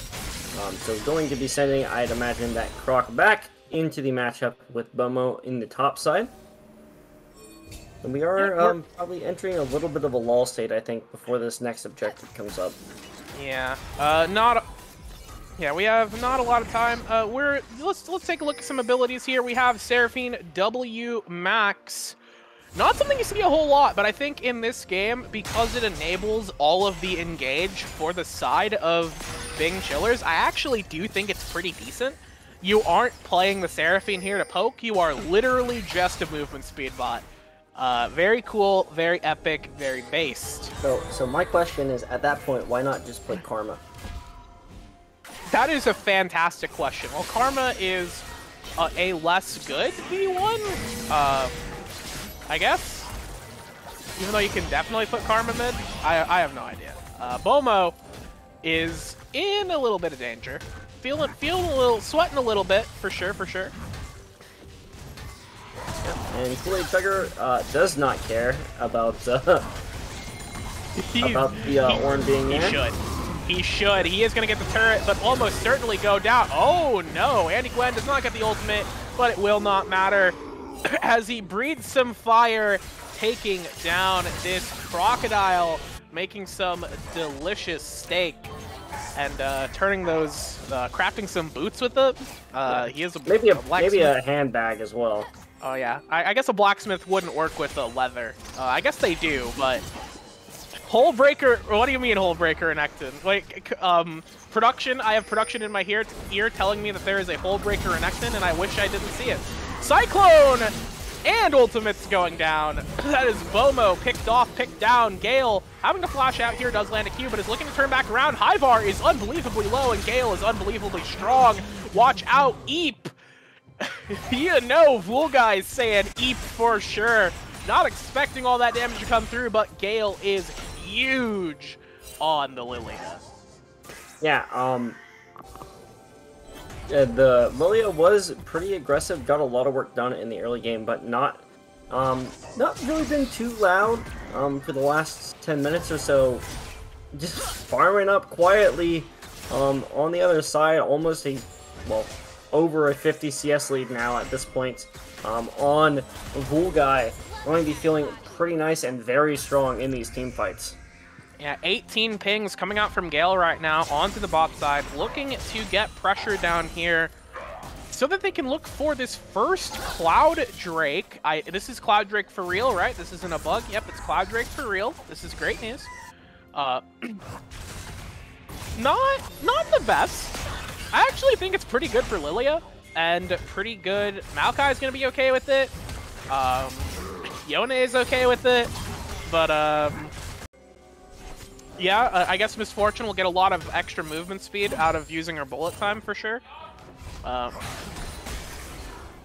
We do have to be, I think, a little bit careful though, depending on how the setup goes for this, because if the Wukong is able to get a lot of damage onto the Lilia early, they might have a bit of an easier time. Vulgai though, gonna jump over the wall. Is over the wall, but gets back over with the clone. The clone gets rooted up. I'll be honest, I also got fooled by the clone. I was like, dang, Wukong is trapped. But no, he was literally like not even close to danger. It was the clone taking damage there. Kool-Aid Chugger enjoying this 1v1, does not care about anyone or anything. But the dragon is going to get postured around by the side of To The Moon. Lilia doing some poke damage, but now it's the turn back around. I'm watching the fight.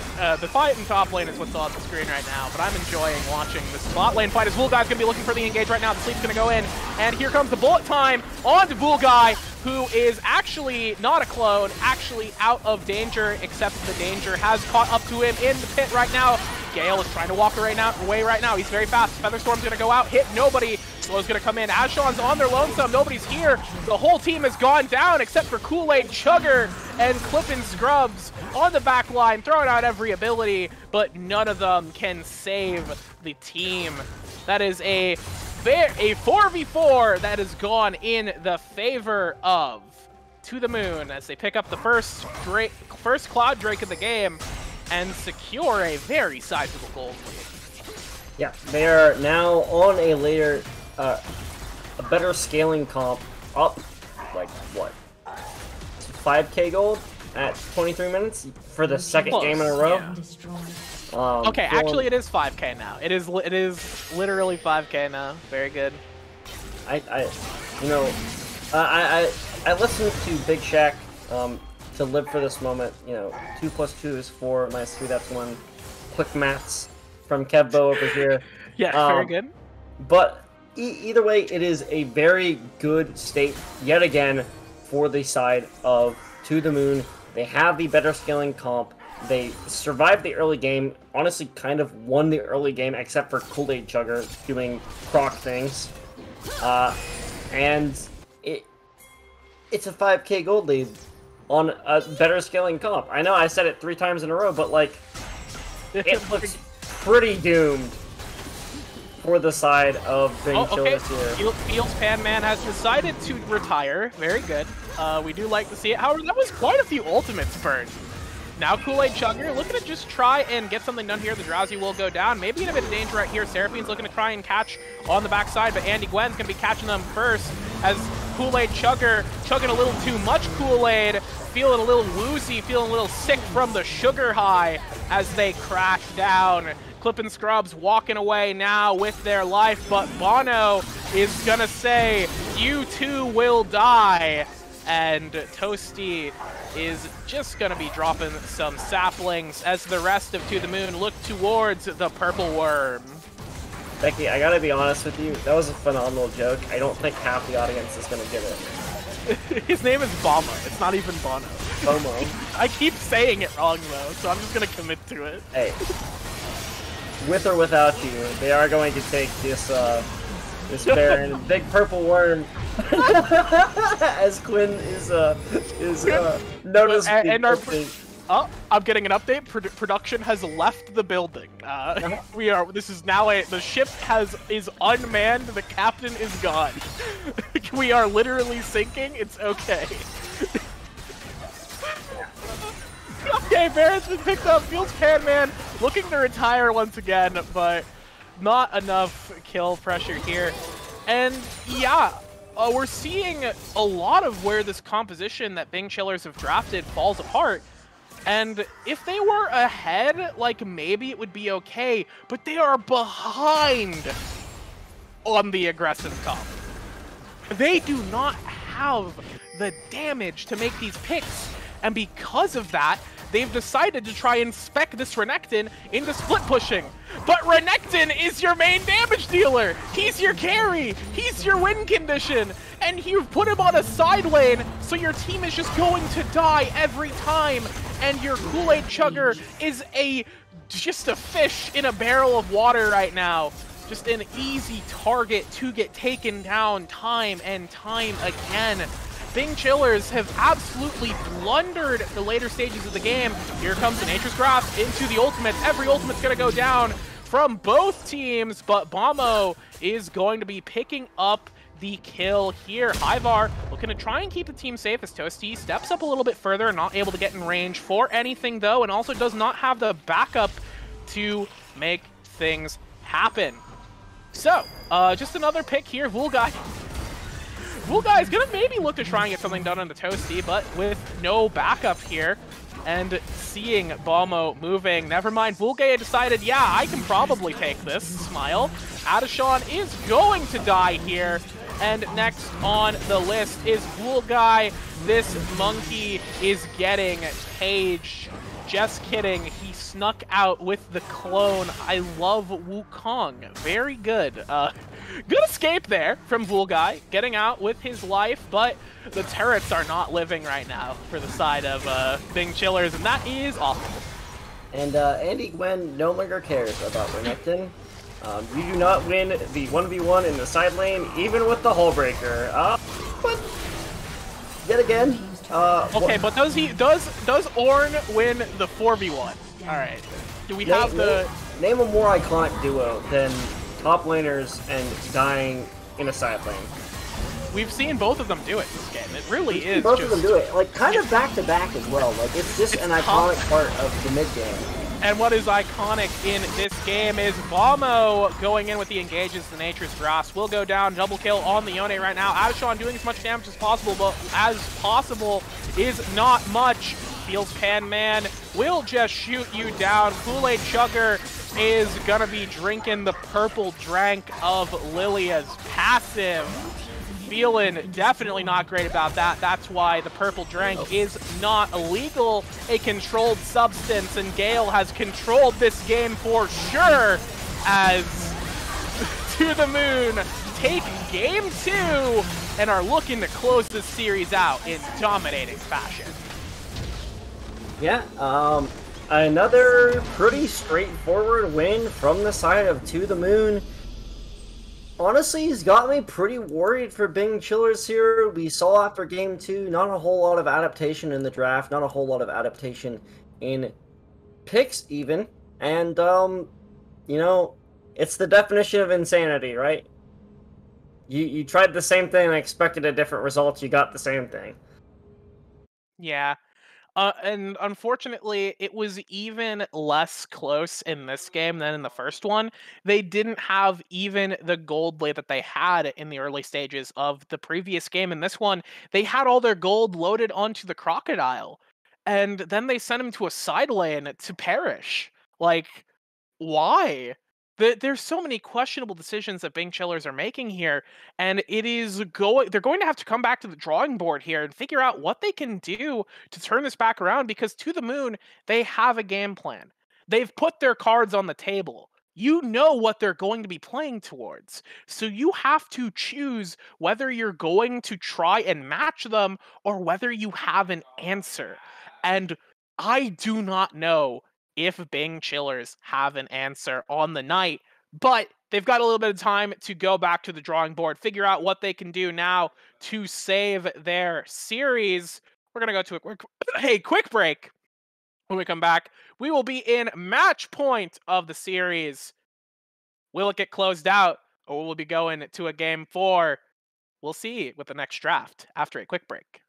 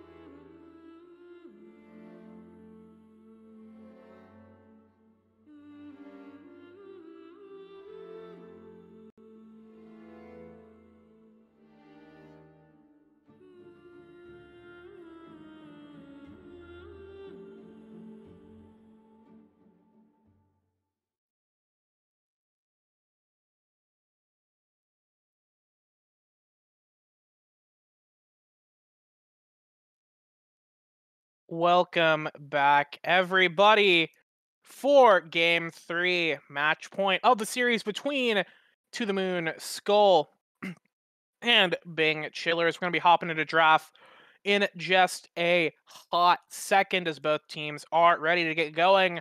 Last game, we saw Bing Chillers taken down once again, going aggro, but not nearly aggro enough to secure victory.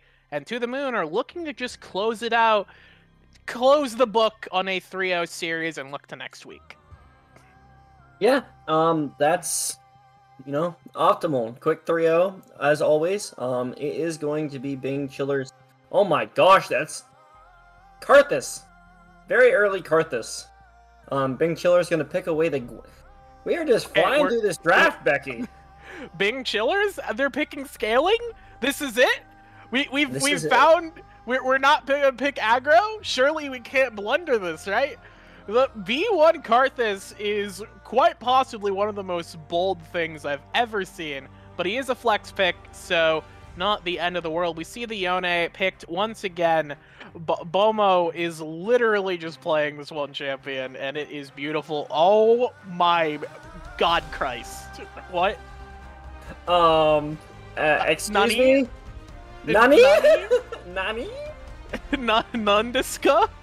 I was expecting, I'm not gonna lie, I was expecting the most interesting thing about this Game 3 to be this beautiful, beautiful bacon-wrapped hot dog that I have for dinner.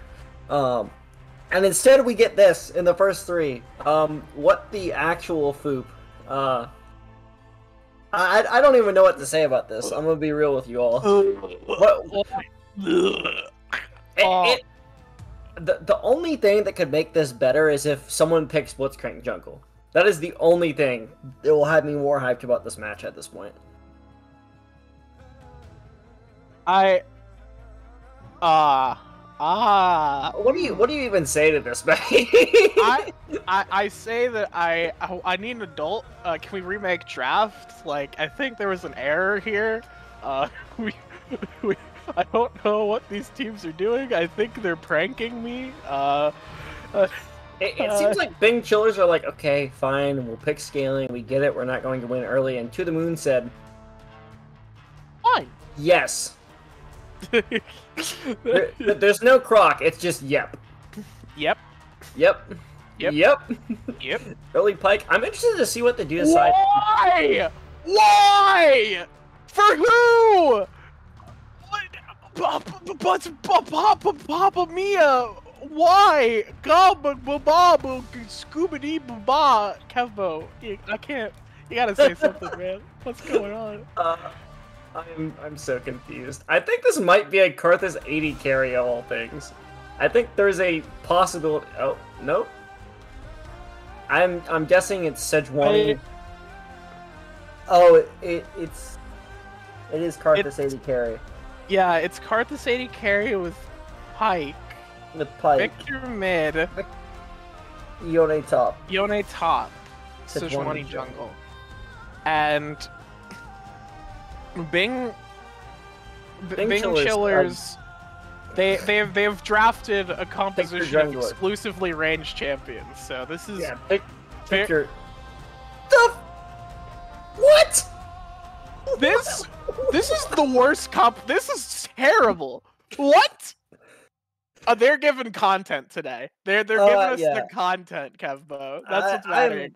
We're getting a spicy game here. Nasus, you look at this game. You look at the draft that To The Moon has, and you say to yourself, Nasus. Is this Nasus jungle? I'm interested to see where Bing Chillers do end up going. It could be it's either Gwen or Nasus jungle top. You cannot put Nasus jungle. It's so bad. I saw Yankos play it once, like 2 years ago. Okay. You can do it. I am a lover of jank. I've done this. I have played Nasus jungle. Of course I have. It is workable. You do get a lot of stacks if you can get rolling, and the Spirit Fire is a really good tool for clearing the multicamps. but your early clear is truly horrendous. It's worse than Blitzcrank on multicamps. You are actually clearing slower than Blitzcrank, for sure, on the Nasus here. And Sejuani will not just eat your lunch. Sejuani will cash in your meal swipe. She'll cash in all your meal swipes. You'll go to pay for your food and you literally can't. You check your bank account, it's all gone. Sejuani has literally stolen your bank account. There's nothing left for you. On top of that, Wither means absolutely nothing to Sejuani, because you're immune to being slowed. So it has to be Gwen Jungle, right? Yeah, okay. Thank God. Okay, it is Nasus top into Yone. Okay. Wither. Hey, you know what? I need my Stinger instead. I would have preferred, I think, instead of the Gwen, a nice Skarner to come through. Unironically, this comp is better if it has Skarner, because then they have, like, a front line. Their front line is Nasus, and Nasus does not want to be in your goddamn team fight. Nasus wants to be on a different side of the map. What are you doing? This is the It seems like, I know we, like, oh my gosh, all these crazy champs, but it seems like Bing Chillers have drafted another comp that is a 1-4 with a side laner that actually just wants to team fight. It's a pile of champions, and it's beautiful. And honestly, I want to see this comp succeed because I think it will be so funny. Also, we're so, like, stun-locked by this Bing Chillers composition that we look over at the other side, we see, oh, Karthus Pike, this is normal. I saw it the other day, actually. My boy Tony, he played it. It's like, no, this is not normal! None of this is normal! Jeez Louise. This is gonna be a banger. No idea what either of these comps do. I don't know what anybody's doing this game. With these comps are, it kind of just feels like we're playing a draft game where everyone decided to just pick whatever. This is fearless stuff. I think if we go to a game 4, someone's just going to draft a Yordle comp, right? Like, might as well. We're gonna get bonus champions. We're gonna get the bonus champions dropping into the game. This is excellent. Honestly, go for the TFT buff in the next game. Yeah, absolutely. Can we get some synergies going? Yeah, I don't know, man. I don't even know which one of these comps win. I think the real winner tonight is going to be the viewers. So we're going to take a funny break here. Go get some water, get some popcorn, because when you come back, you're going to see what these two compositions are going to do to each other onto the Rift. Will To The Moon close it out with the Pike Karthus combo? Or will Bing Chillers split push their way to victory and take down those gates to Game 4? Stick around. The answer will be revealed after a break.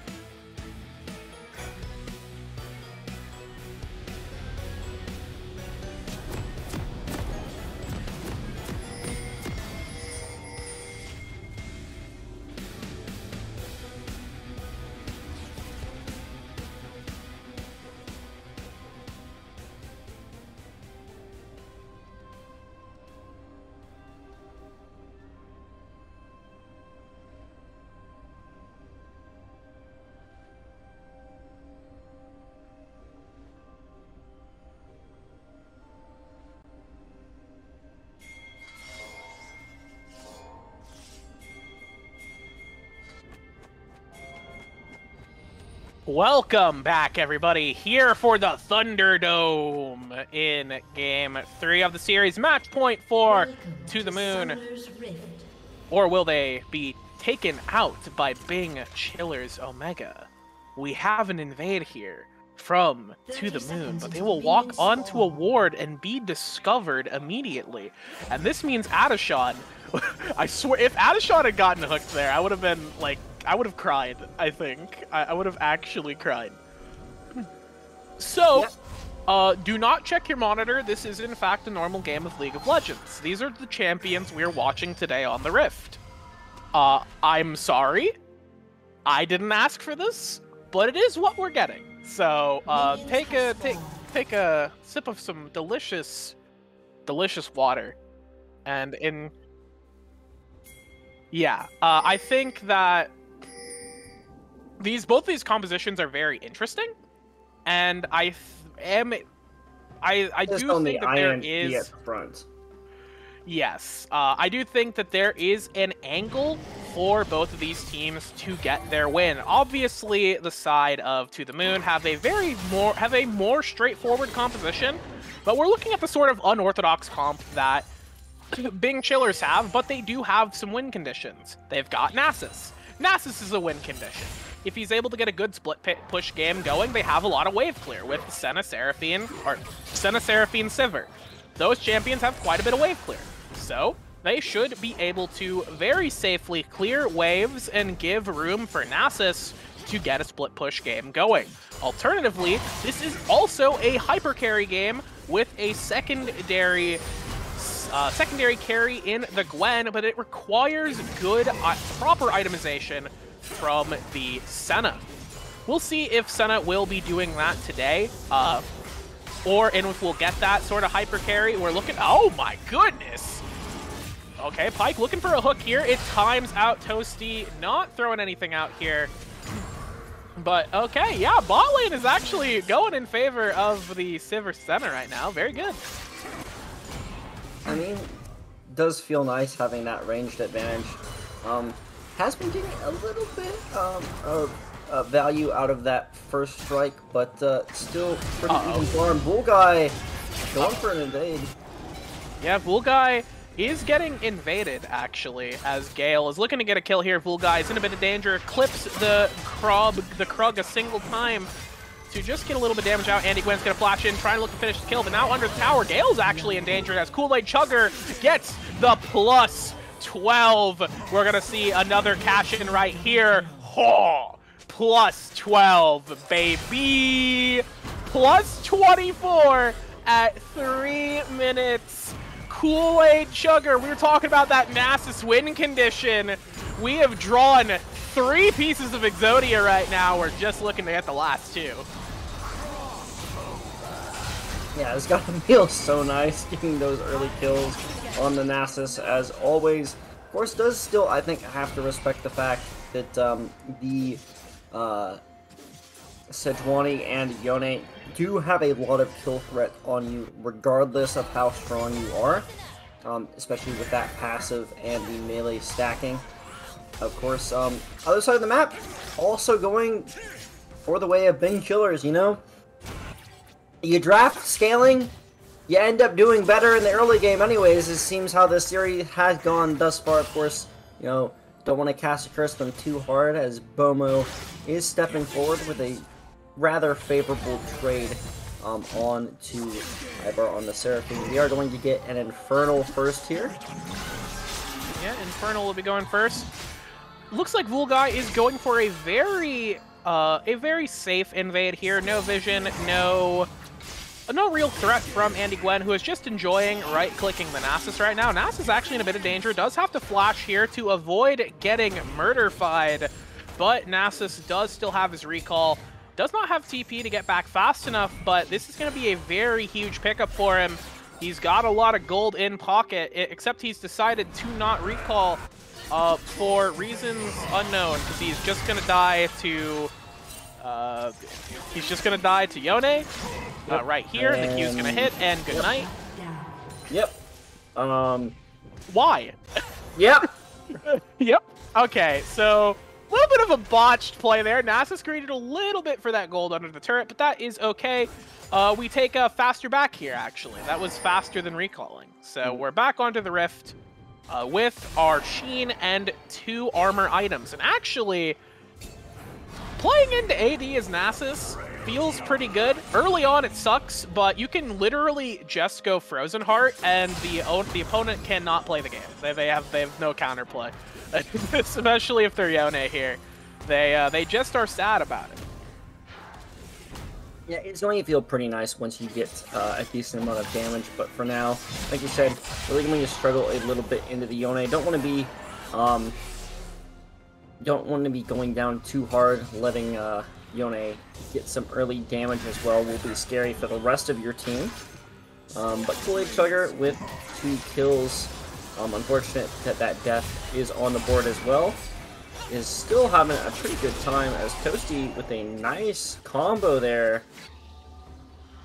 Going to get Clip and Scrubs.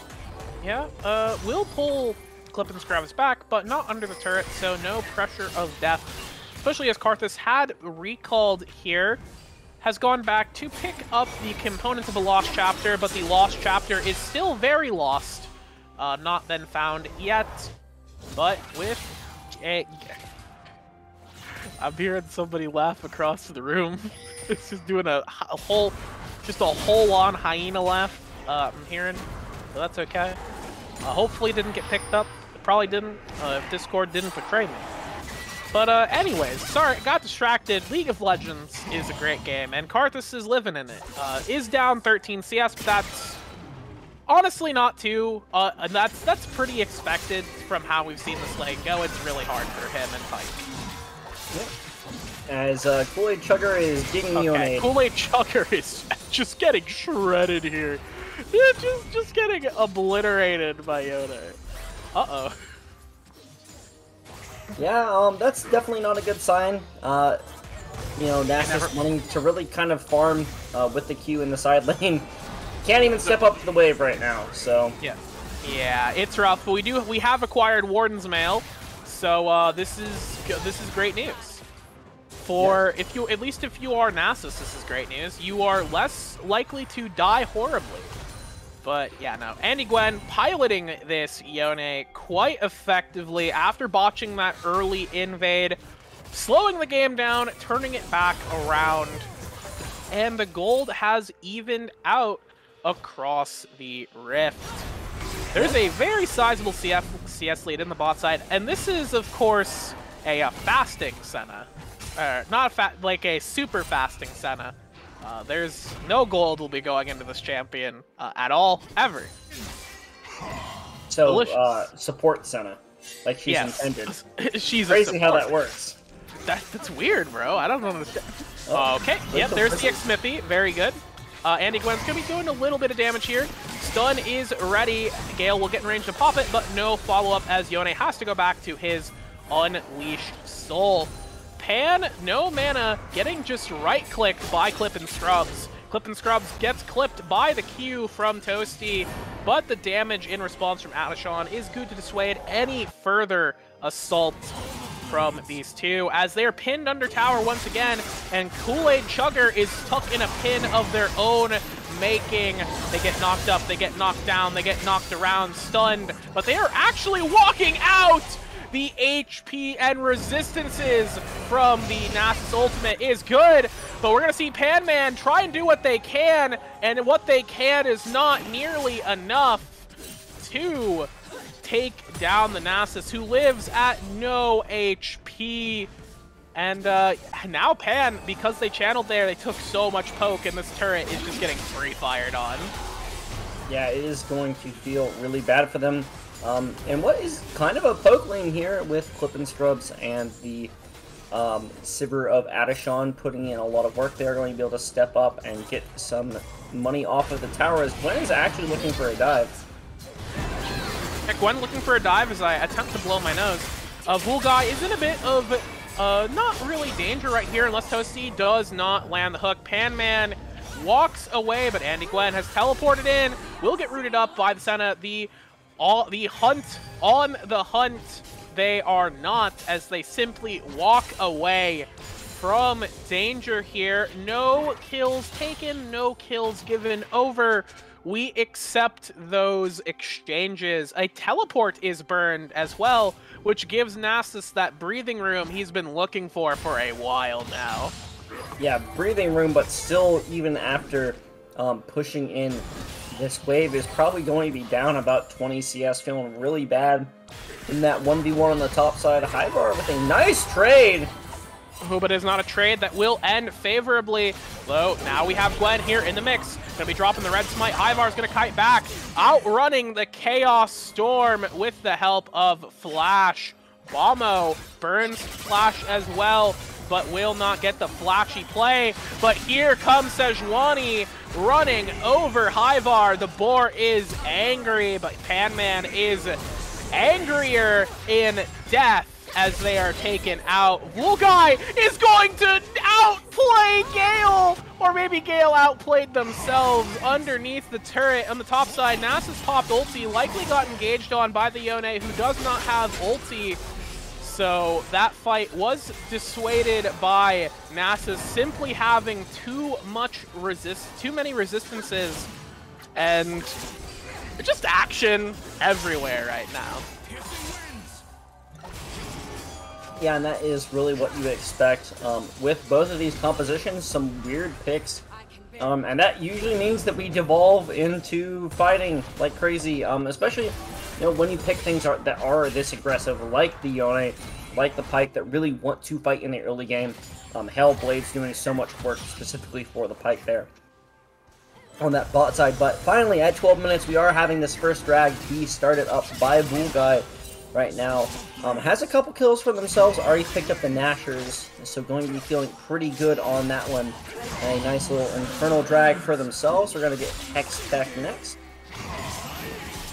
Yeah, Hextech Drake will be next on the list for the teams here. Single Hextech, not the most life-changing, but also not the worst single Drake you can get. Looking at the gold right now, it is all very, very close here, but when you look at where it is distributed, Nasus is quite far behind, but is still looking to just hit that item that he is looking for, which it is going to be the Frozen Heart, as indicated by their current items, unless they trick me and go for something else. That aside, the bot lane is very much in favor of Sivir, who is 1,100 ahead, and the Senna, who is also about 800 ahead of her counterpart. The Herald was taken out in that time I was talking about gold here. So yeah, pretty distributed. Even though it is even, it is distributed in different spots. For Bing Chillers, it is in the bot lane, and for To The Moon, it is in the top lane.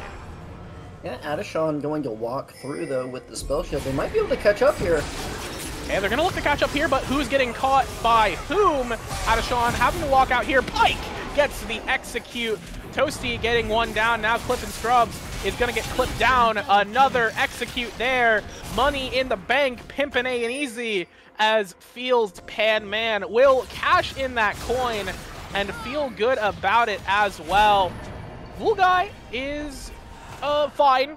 Gale is fine. Everybody's fine in the mid lane and the bot lane. I was just talking about how the side of Bing Chillers was succeeding, and then suddenly Toasty turns it around.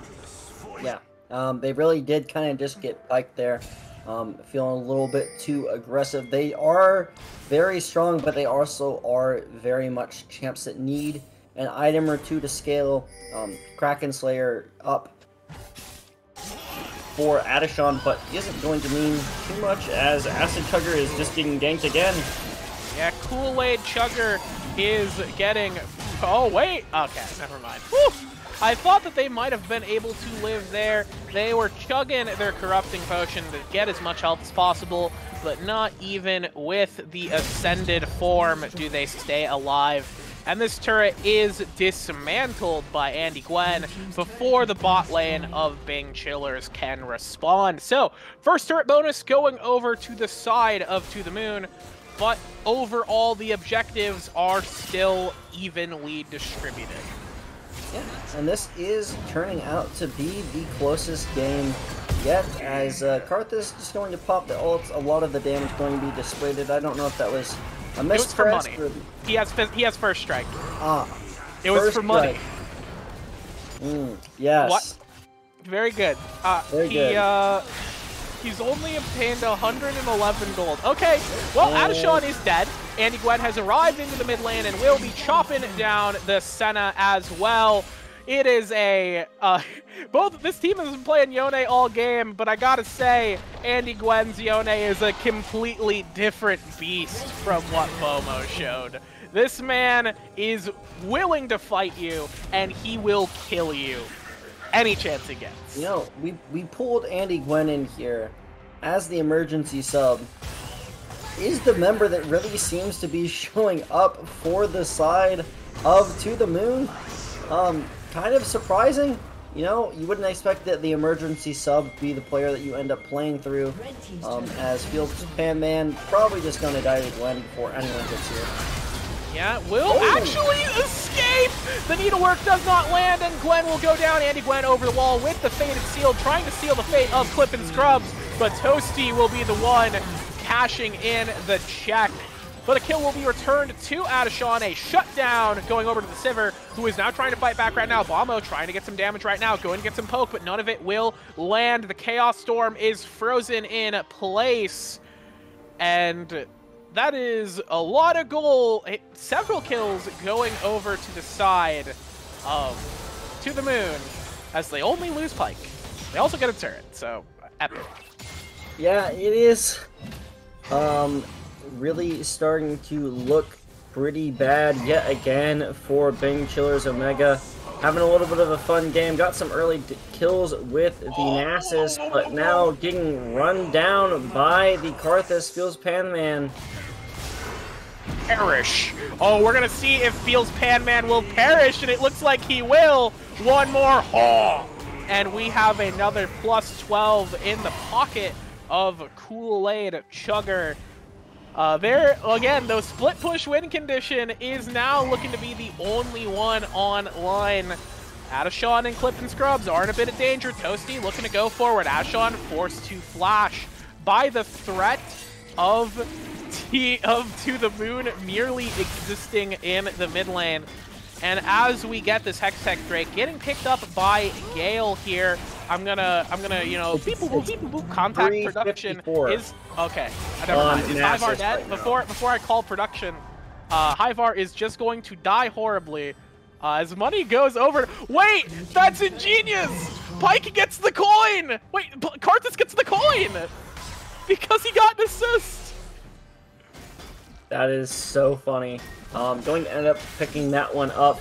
I'm assuming what you were going to say is let's check in on the Nasus Is this the right Senna build? Beep, boop, boop, beep, boop, boop. Nasus right now is sitting at exactly 369 stacks, so nice. Pretty nice over there. Very good. Reminiscent of a Chinese top laner. You know, let's see if they can get that energy.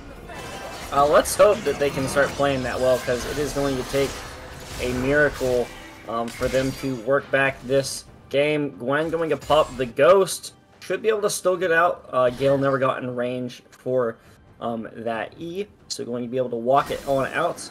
But the entire team's still down quite a bit. Really kind of relying on the Nasus split push. That seems to be, excuse me, the only angle that they really got. Yeah, well, they do still have the Sivir, who did get quite an early advantage. Still, I believe, up in gold, but not by too much on her lane counterpart. I do not know if this is the Senna build that enables a hyper carry. I'm guessing it's not. I guess we're waiting on Mythic. Zerkers are wrong. We're looking at the Mythic, and I'm seeing a Kindle Gem. I'm thinking this is going to be a lock-in, actually. As Kool-Aid Chugger is going to get chopped up right here. Two swords are stronger than one angry man. Wool Guy is going to get into the Howling Mist to try and stay alive, but Andy Gwen is howling with rage. As Kool-Aid Chugger is going to go down. TP is going to make Bombo appear merely to say hello. Look to drop the Chaos Storm. Look to get more fighting done. The root will not land from the center. The Encore goes in, but the Fate Sealed will go in better. Clip and Scrubs now the only player left alive, and the last one to die. As that is a clean ace for the side to the moon. Yeah, Andy Gwen yet again stepping forward, living up to the name of that ultimate there, dealing the fate of Bing Chillers here. They're going to pick up the Baron. They're going to have a nice push up with the biggest gold lead that they've had at 20 minutes in this entire series, and it's almost all on the back of Andy Gwen here. About 8K, sorry, about 10K now that we've taken the Baron. So.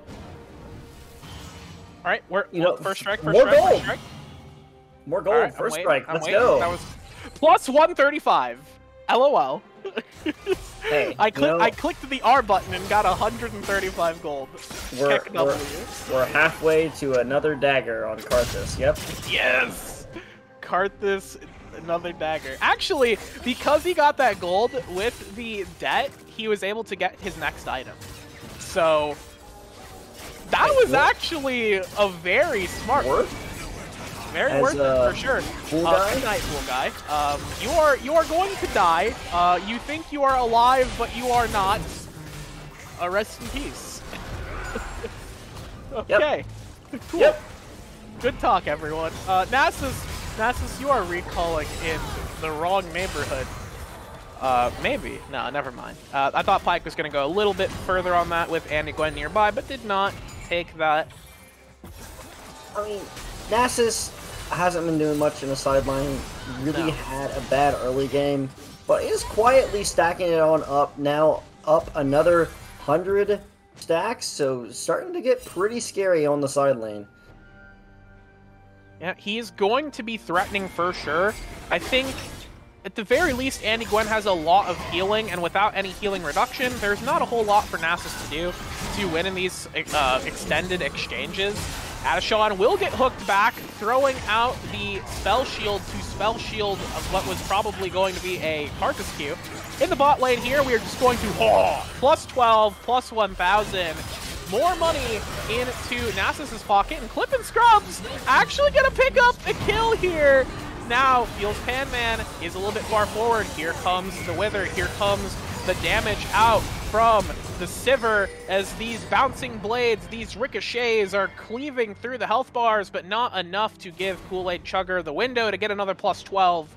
As the turret will go down, and so will the Nasus, and this Drake is next on the list.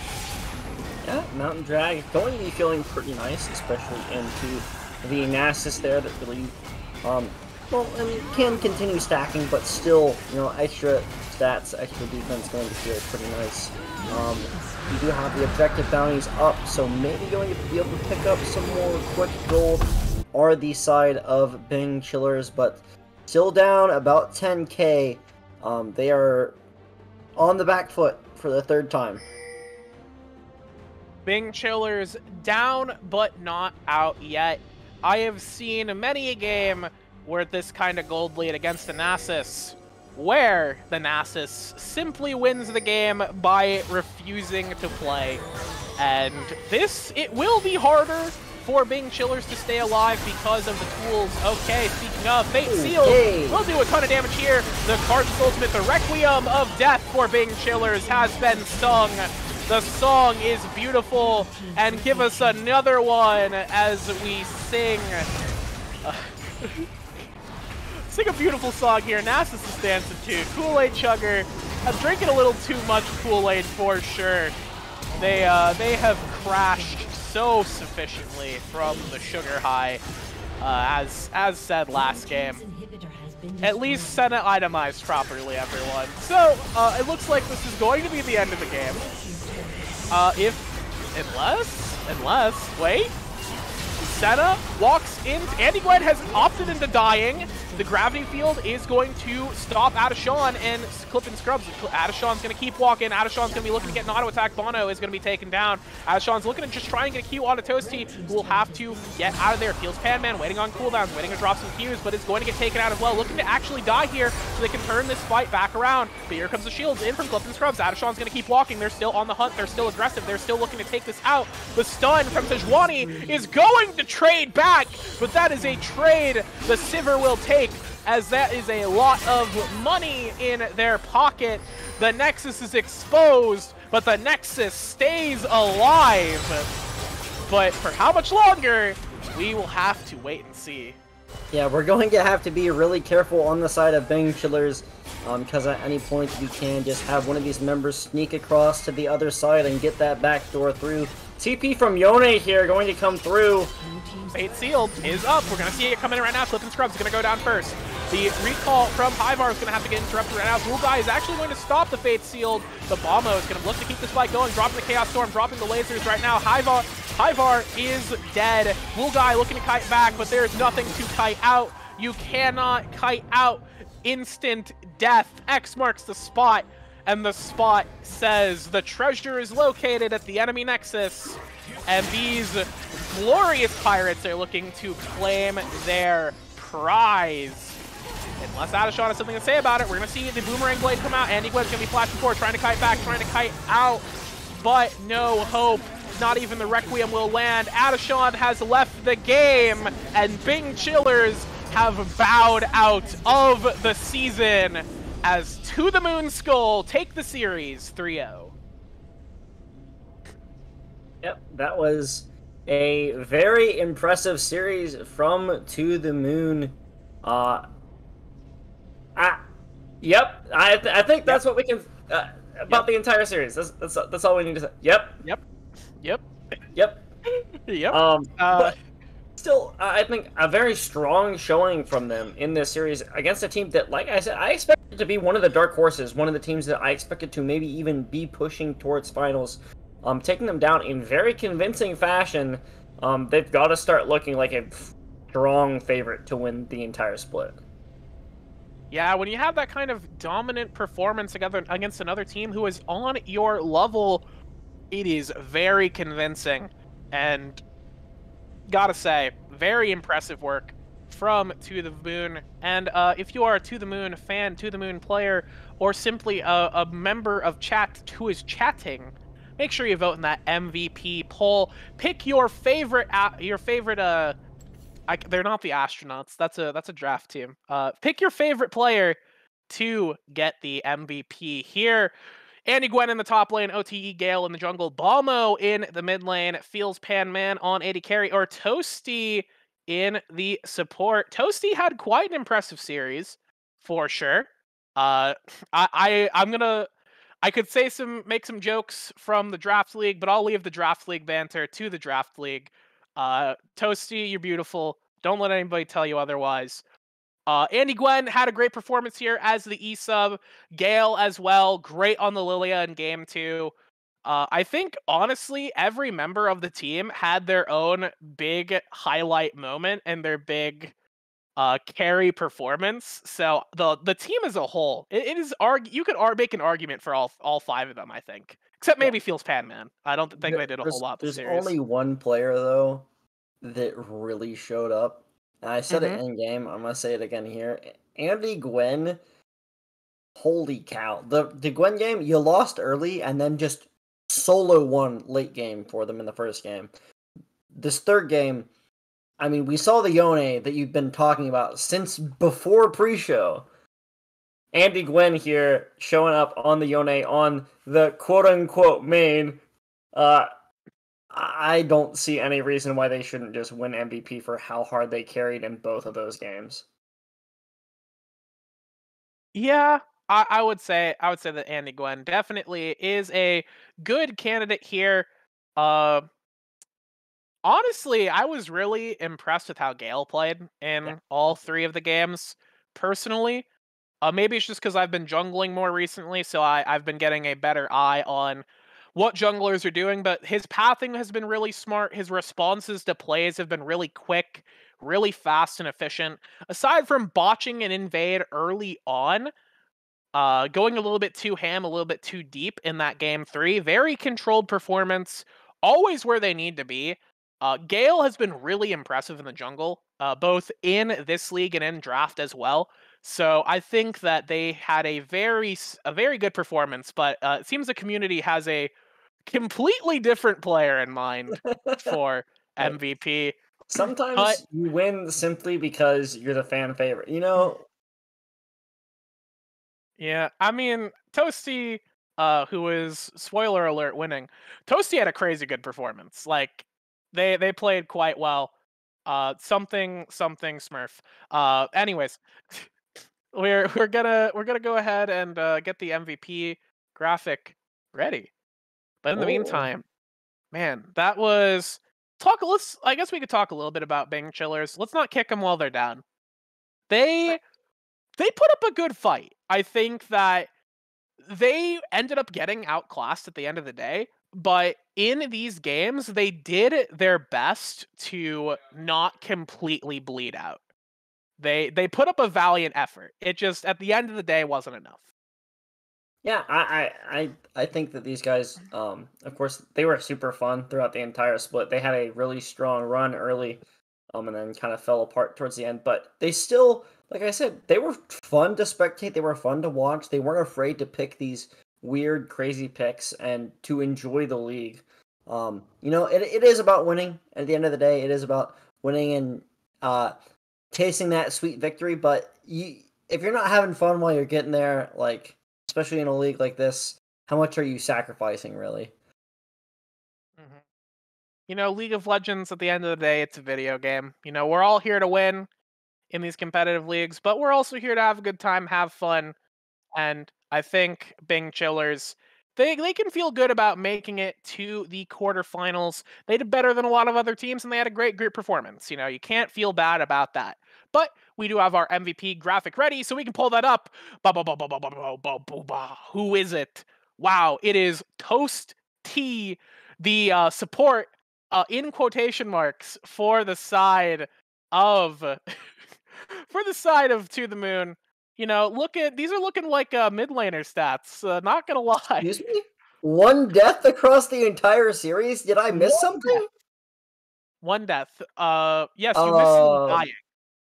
I did not. You know what? I shut it out because of the flashy play, but you know what? You all decided right. Holy cow! I didn't realize how little this man died. That is actually insane. To Yeah, go and into especially a quarterfinals playoff match and only die once as support, which it's like your job to die sometimes, right? So very impressive stuff from Toasty, as you said, looking like a mid laner out here, pulling out spicy things, playing the Ornn, playing the Pike at the end there as well. Um, you can't ask for much more from a support. yeah, cannot ask for much more. Uh, I bet there's gonna be if there's some salt in VAD talk, I bet it is going to be the very same salt that we've been seeing, or VAS talk. It's going to be the same salt we've been seeing in VAD talk. And, all I can say to the people who got rocked by Toasty, play better. LOL. So, yeah, you know, that's kind of it. Not much else to say about the series. Congratulations to the Moon for making it into the semifinals. Honestly, this was probably the first series that finished. I feel like I'm gonna check the match history if it loads to be sure. Yeah, this looks like the first series that finished of the quarterfinals. So we don't have any other results to talk about. But very good stuff to the Moon. Looking to make it to the finals after their next week match. We'll see if they can do it. We'll see if they can perform. But with that said, I believe we can look to close it out for tonight. I'm Becky. I have been Becky. I will be Becky. You can follow me on Twitter, I guess. Um, I don't do a lot of streams, but I do a lot of. I end up on broadcast a lot. So you will probably see me at some point, whether you want to or not. Kevbo, what about you? Well, I stream. I've been streaming a lot more than I have previously. Not an everyday thing, but at least 5 days a week. I've been streaming. Well, I guess not quite 5 days because I'm on broadcast for, well, at least this week, 3 of those days. So you're definitely going to see me again. If you check out any of the Victoris content, we'll be around. Be sure to check out VTS on Friday. You're going to be able to catch me, Becky, and our producer, Quinn, on the analyst desk there. It's always a fun time. But you can check me out. All my ats are KevboLol. Check me out on Twitch or Twitter. I don't really post on Twitter, but you're welcome to follow there. Every once in a while, you get the occasional Blitzcrank propaganda, but either way, I'm excited to see how VAS continues, especially to see the results of the other matches. Like I said at the beginning of the day, we have a lot of, I think, really good quarterfinals matchups. And it might just be that we're at the point where there's not any bad teams left, right? We just have so many teams that are just good in their own ways. But congrats to the Moon. Very impressive stuff. I'm excited to see what we're looking at for next week. Yeah, I think everybody's excited to see what these teams will bring to the table in the next week. We're going to be seeing some really close matches as we get closer and closer to finals. And of course, thank you all for watching. If you like the stream, click the follow button. You'll get to know when more streams happen. Subscribe if you would like to support the broadcast, support the casting talent, the people behind the desk, the people behind the desk, and everyone else who makes this stream run as smoothly as it can. We much appreciate the support, and it does go to making things better for not just us, but for the viewers as well. If you want to just learn when more streams are, follow us on Twitter. You'll get information on what games are being streamed, when they're being streamed, and who is on the desk for the night. So you will always know when Kevbo's on cast. You'll never miss it. So you can always be here to get that Kevbo Blitzcrank propaganda. You'll never miss an episode if you follow us on Twitter. And if you like what you're seeing, you want to get on the action yourself, type !Discord. If Nightbot is working, you'll get a link to the Discord and you can join in yourself. Get your pre-made team in for next season's pre-made leagues, or wait for the draft league as a solo player and get in on the Fiesta action in the VAD or VRD if it is still around next split. With that, that's all I've got. That's all we've got here for you all. I've been Becky Rita with Kevbo, Quintic behind the cameras. Thank you all for watching once again. Have a great evening and have a great rest of your week, everyone.